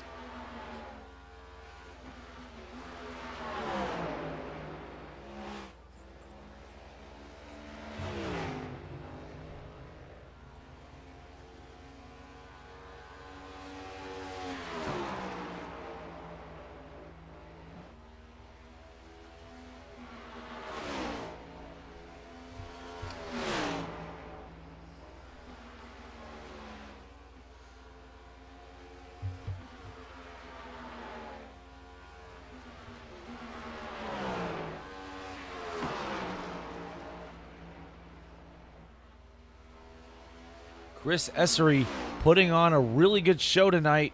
Only real mishap, we've seen him get loose. I think he smacked the wall there in this earlier on in this stage, or it was maybe late in the first part of the stage.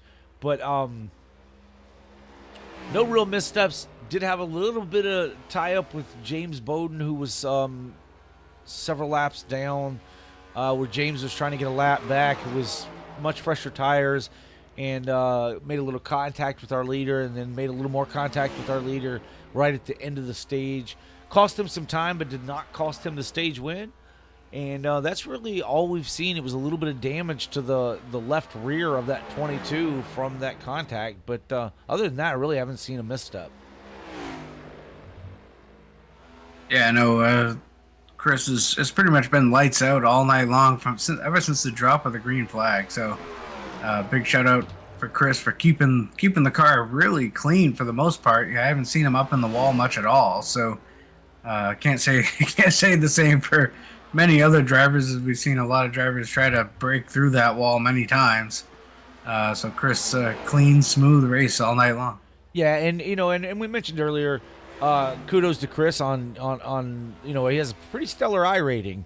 So with a 3100, he's definitely put in his time in the sim to kind of hone in his skills, and it shows week in and week out.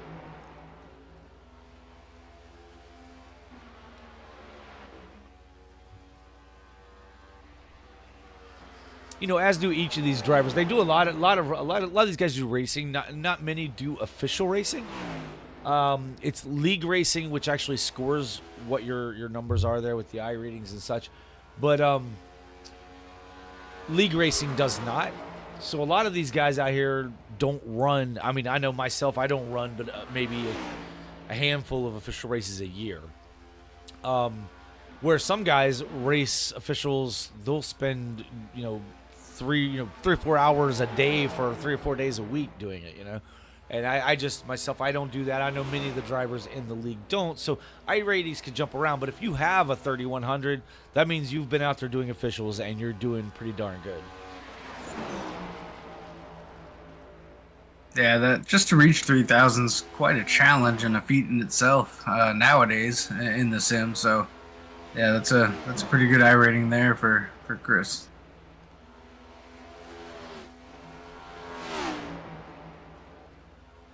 Kenneth Pax cut that lead down to Michael Kurgelak's lead over him down to 4.7 seconds, trying to take that, catch him to take that second spot. That's going to be our closest battle on track right now, is 4.7 seconds. But yeah, James Nelson and Curtis Auburn battling for the 4th position, but they're still separated by 5.4 seconds. So as you can see on our track map, there's not a whole lot of there's no door-to-door action happening at the moment. Yeah, and I would say probably in the next 5-6 laps we may have a battle there between Kenneth Pack and Michael Kurgelak, as Kenneth Pack has brought that gap down to about 4 seconds now. Yeah, let's go back on board here for a second with Michael Kurgelak, see if he's still saving fuel. He's still riding just 5th gear. I'm not seeing him downshift here yet. And that is in the slow corner, so he's still in fuel conservation mode, is Michael Kurgelak. I expect when Kenneth Pack catches him, we start seeing him shift.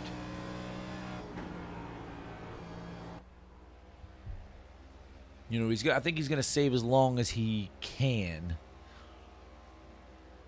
But at some point, he's just going to have to, go for it and hope his averages work out,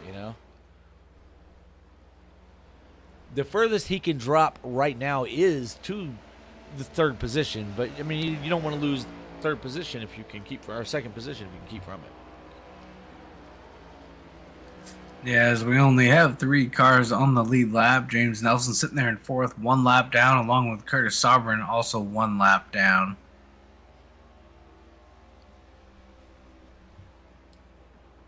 Yeah, Pack has shaved almost another 3/4 of a second off of that gap. Almost a second now.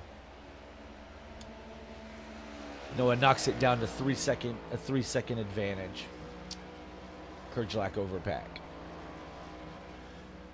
Our leader, Chris Essery, is holding on to 8.15 seconds over Michael Kerjlak. Again, Michael's saving fuel. He's pretty much conceded that he's not going to catch that 22. So now he's working it out to the end and wants to be able to stay ahead of that 16 of Pack. Yeah, and we are definitely getting closer to the end as our ticker has now switched over to laps to go. So that's a good sign. I don't have to do any math anymore. Hey! So 22 laps to go in the race. Does that mean we win, Dave? We are winning. We are winning.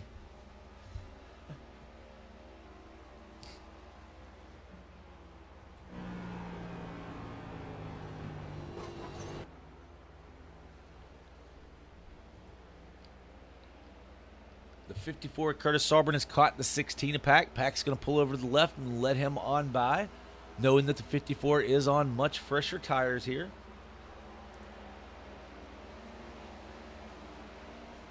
That is not for position.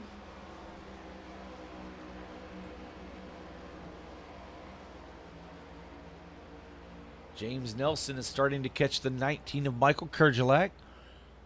I imagine Michael will do the same thing. He'll catch the straightaway, pull over to the left a little bit, maybe coming out of turn 4 up here, I would imagine. No, the 75 is going to catch him. Oh, 19 into the wall. 75 is going to go to the, let's see, is the 19 going to move over and let him by? I don't know.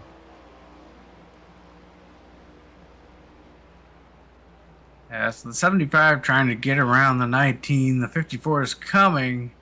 And the 75 and 54 are going to be battling for that lucky dog position just in case, something crazy happens here at the end that you kind of want that, and that there lucky it is. dog spot. Ooh. Made me nervous. That's why I was wondering why the 19 didn't pull over and just let the 75 go. He knows he's a lap car. 19 into the wall. That's going to allow the 16 of Pack to make a move possibly at the end of the straightaway. Yeah, Pack is now on him.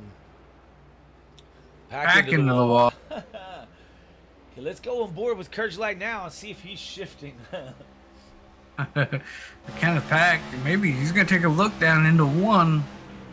Give the second position over to Kenneth Pack. Kerjlak back to the inside using that 4th gear now. Fuel savings out the window. Position to Pack. Yeah, Pack's just got the fresher tires as he was last on at lap 301 to Kerjlak's 293. So a little bit fresher tires there for Pack as well. We have another battle, James Nelson and Curtis Sauber, and that's starting to shape up. This is for the 4th position, albeit 1 lap down. It's for the 4th position. Yeah, battling for that 4th position and the lucky dog, just as if something would go wrong, could find themselves back on the lead lap. Curtis Sauber closing the gap down to 2 car lengths now as they exit turn 4.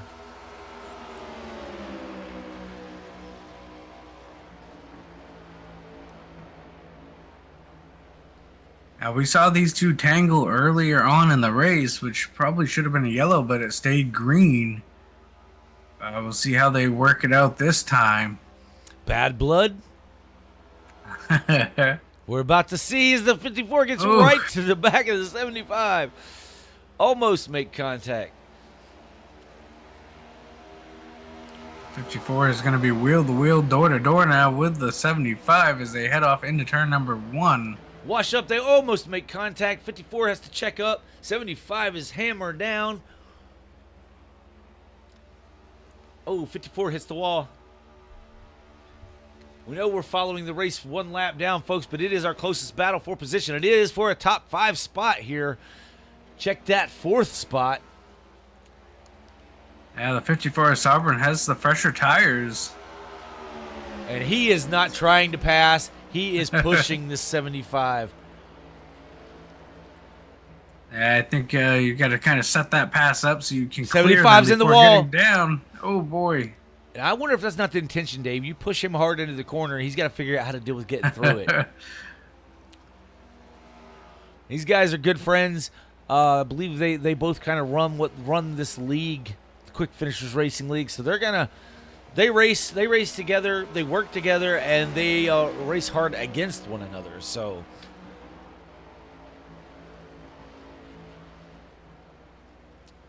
And there's probably some bad blood from that wreck earlier. This 54 goes, and this 75 goes to cut him off. They make contact. Holy moly. Oh, I thought we were going to have it happen again. Okay, so I don't think Curtis is going to be so nice this time as he drives it in right to the back bumper of the 75.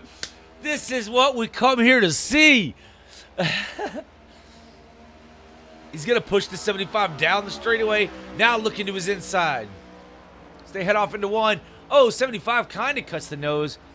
Might not have been as close as what I thought I saw, but your leader is Chris Essery. He has a massive 11-second lead over second place Kenneth Pack. Michael Kerjelak is third. This is for fourth. 75 into the wall. Now they're touching. Woo! There might be a caution, but neither one of them get the lucky dog. Oh, they make contact again. 54 is now clear. He's got to get away from this 75 on those fresh tires as he was, yes, there was some games being played. And we love every minute of it. Move Curtis Sarber to fourth. James Nelson was P5. Chris Essery, your leader in the number 22 Pennzoil machine with 11 laps to go. 13-second lead over Kenneth Pack and Michael Kerjelak.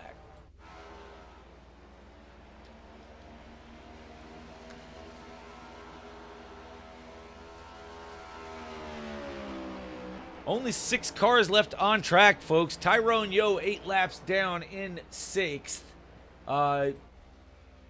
Couple more laps from now, and he won't be able to gain any more spots after that. But Tyrone will probably stay on there and get the practice. I don't blame him.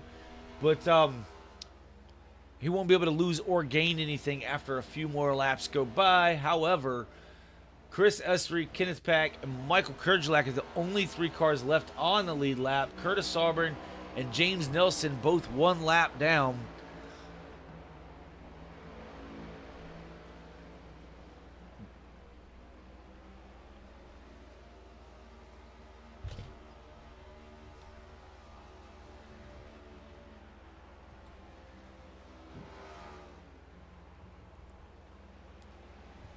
Now working 8 laps to go for Chris Essery, who's out to 12.5 seconds over Kenneth Pack.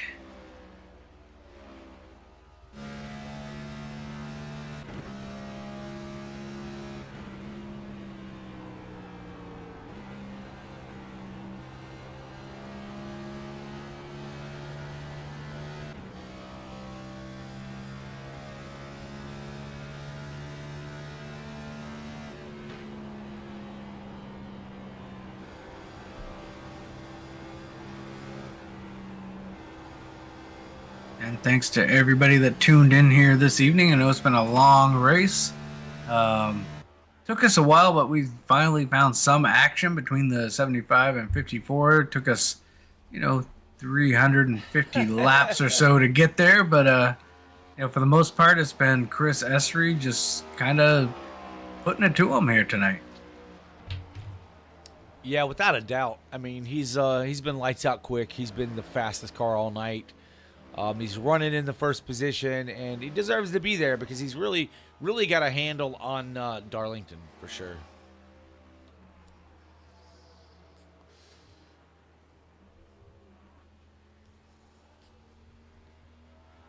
This next time by the line, he's going to see 5 laps to go.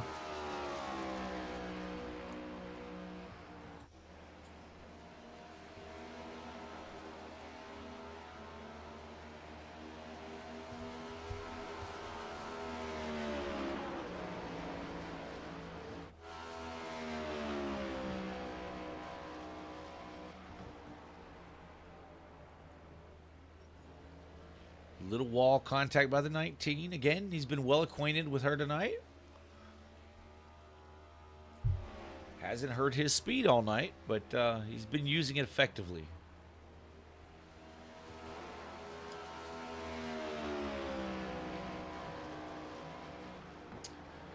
Curtis Sovereign, got to ride along with him there at the beginning of this final stage, telling us that this has been a pretty tough track tonight. Been pretty rough going. As always, it's just this is a hard track to get around. It's hard to be good at both ends of this track. That's the thing. Yeah, pretty much the only person I've seen to be good at both ends of this track is that 22 car, as he just took the 3 to go.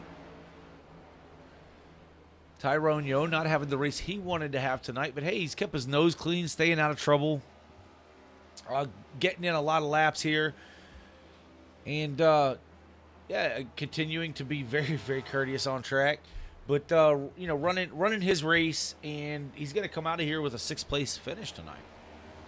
That'll help him in the heading into the playoffs. As I believe he's in the top 16.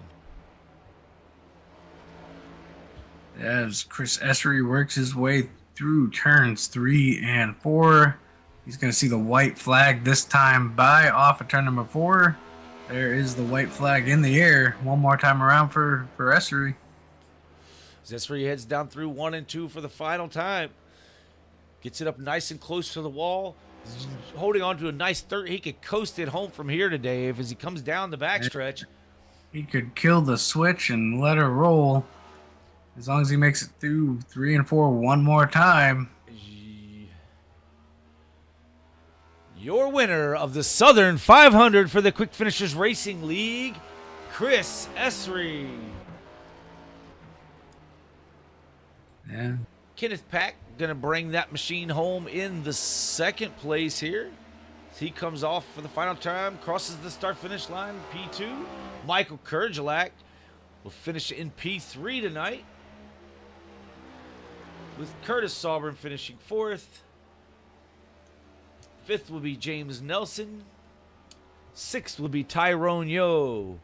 7th is James Bowden. Tommy Osborne is 8th. 9th is Gregory Robinson. 10th will be Michael Boone. Tyler Nelson finishes 11th. And Michael Bovair rounds out your field in 12th.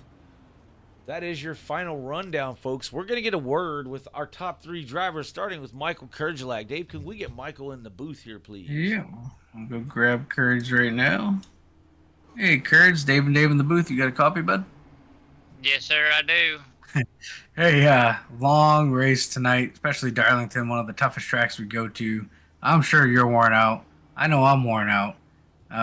But congrats on the 3rd place finish. Just a little bit of pit strategy and different things going on. Just fell a little bit short of probably where you wanted to be. But I don't think anyone was touching the 22 tonight. But good job nonetheless there to bring it home in 3rd. Yeah, I'm wore out, and 22, yeah, there's no way I had nothing for him. But, man, this track is grueling, and I'm very stiff right now. Man, you answered my question. I know you were on the direct drive as well, and I was telling the folks at home, and maybe you can explain a little bit about that. Turning that many times, getting around this track, shifting, and then you're using one hand to do most of the steering because of the shifting. What kind of toll is that playing on your body right now? I mean, I noticed you mentioned you were stiff, so. Yeah, my shoulders, I'm pretty much locked in place, but then my hands go numb. I start to lose, cause where I'm gripping the wheel so tight. I guess I'm gripping it really tight and don't realize it. Then I start losing feeling in my thumbs. But, oh, man, my shoulders are where I'm just locked in, Yeah, man. Well, listen, you're gonna hurt like heck in the morning, but it pays off with a 3rd place finish. That should you're gonna be in the top 2 or 3 in the points heading into the playoffs, I believe. I'm not sure how the stage points and all that are gonna add up, but in the regular season, I believe you're gonna it depends on if you can catch Curtis. I'm just not sure if you catch Curtis or not. But congratulations. Yeah, I think. Go ahead. I think I'll be top 3. Okay. Well, and the good news is, good news or bad news, Kurds. In just a few days on Tuesday night, you're gonna have to do another 500 laps. Around Bristol. I I know. You'll be turning that wheel 1,000 times on Tuesday night. Hey, Oh, I better get my practice in. another quick question. Did you downshift to third at any point in the runs? Yes, I did. Okay, And going into 3 and then probably into 4, I would go down to 3. okay, all right. Well, listen, man, I'm gonna leave the floor to you to give a shout out if you want, and otherwise, congratulations. I just want to say thanks for you guys for the long race and then doing your thing, and good win to the 22 and everybody else in the QFRL. All right, man. Well, listen, we're gonna send you back to celebrate, and again, congrats on a P3. All right, that was Michael Kerjelak in the number 19 Ford, yes, tonight. Out of Louisville, Kentucky, finishing in P3. Now let's see if we can get a word with Mr. Kenneth Pac-Man Podium Pack. Kenneth, Podium Pack. You got a copy, buddy? I sure do. I know everyone's pretty well worn out after this one.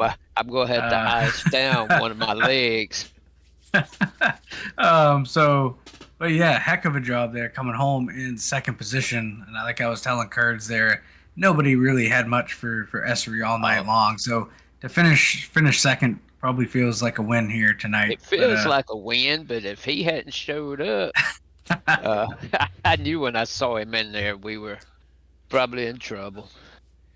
Yeah, man. Well, listen, you put on a good race tonight. We were wondering if your long run prowess that you usually have was going to pay off any against Essery, but it seemed like you could maintain speed longer than most drivers, but with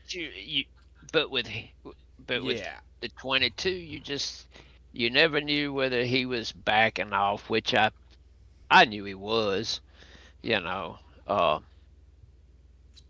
had long enough run car for everybody except Kurtz. Now Kurtz had me on the long run, but that last pit stop he pitted too early. Yeah, I really thought he didn't have enough fuel. Well, Kurtz, we were watching Kurtz running. He ran fifth gear the majority of that last run to save fuel. So when you were chasing him down, we watched you chase him down from like 10 or 12 seconds behind all the way up to passing him, right? And he was running fifth gear the entire time to save fuel through that run.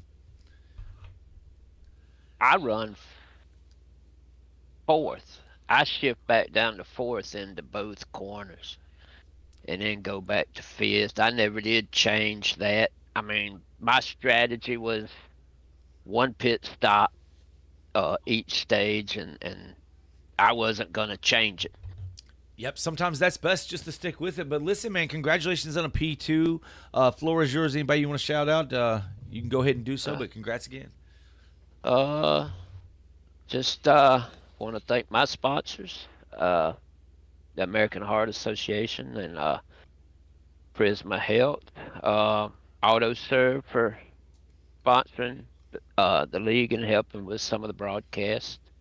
I appreciate y'all doing it for us. Yeah, man, absolutely. Well, listen, thanks for putting on a good show, and hopefully you're gonna miss Bristol Tuesday. Is that right? Yes, I will. I will miss Bristol, which I know I've got 19 points there to the cut line, but I still believe I'll lose enough to get knocked out. I also will miss the first playoff race in QFRL too, because I'll be working Friday night. That's the way my schedule works. If I miss Tuesday, I miss Friday also. Just the way it. Well, no, wait a minute. I get confused myself. I work today, so I'm off next Friday. So I will make that race. All right. Well, that's good. That's good to hear. Okay. Whew. Well, I got what's messing me up is I got off early today. So I will make Friday. Either the way it is, I'm gonna make one, or I'm gonna miss the other, one way or the other. Okay. Well, hopefully we'll be talking to you next Friday then, if that's the case. But anyway, congratulations on a P2 tonight, man, and we're gonna send you back to celebrate and get a word with our winner. All right, thank you guys. Thank you. That was Kenneth Pac-Man Podium Pack finishing P2 tonight in his number 16 Chevrolet. Let's see if we can get a word with Chris Essery. Yeah. Hey, Chris, it's Dave's in the booth. You got a copy, buddy? I got you. Hey, heck of a job. Another lights out performance by you here at the track. Too tough to tame, and you tamed it tonight with coming home with a win. No, it's a long, grueling race. Everyone's worn out, but congrats nonetheless. And I don't think anyone had anything for you tonight. Yeah, I'm tired. My neck hurts. My heels hurt. I don't think I ever want to run that long a race unless it feels like 30 cars.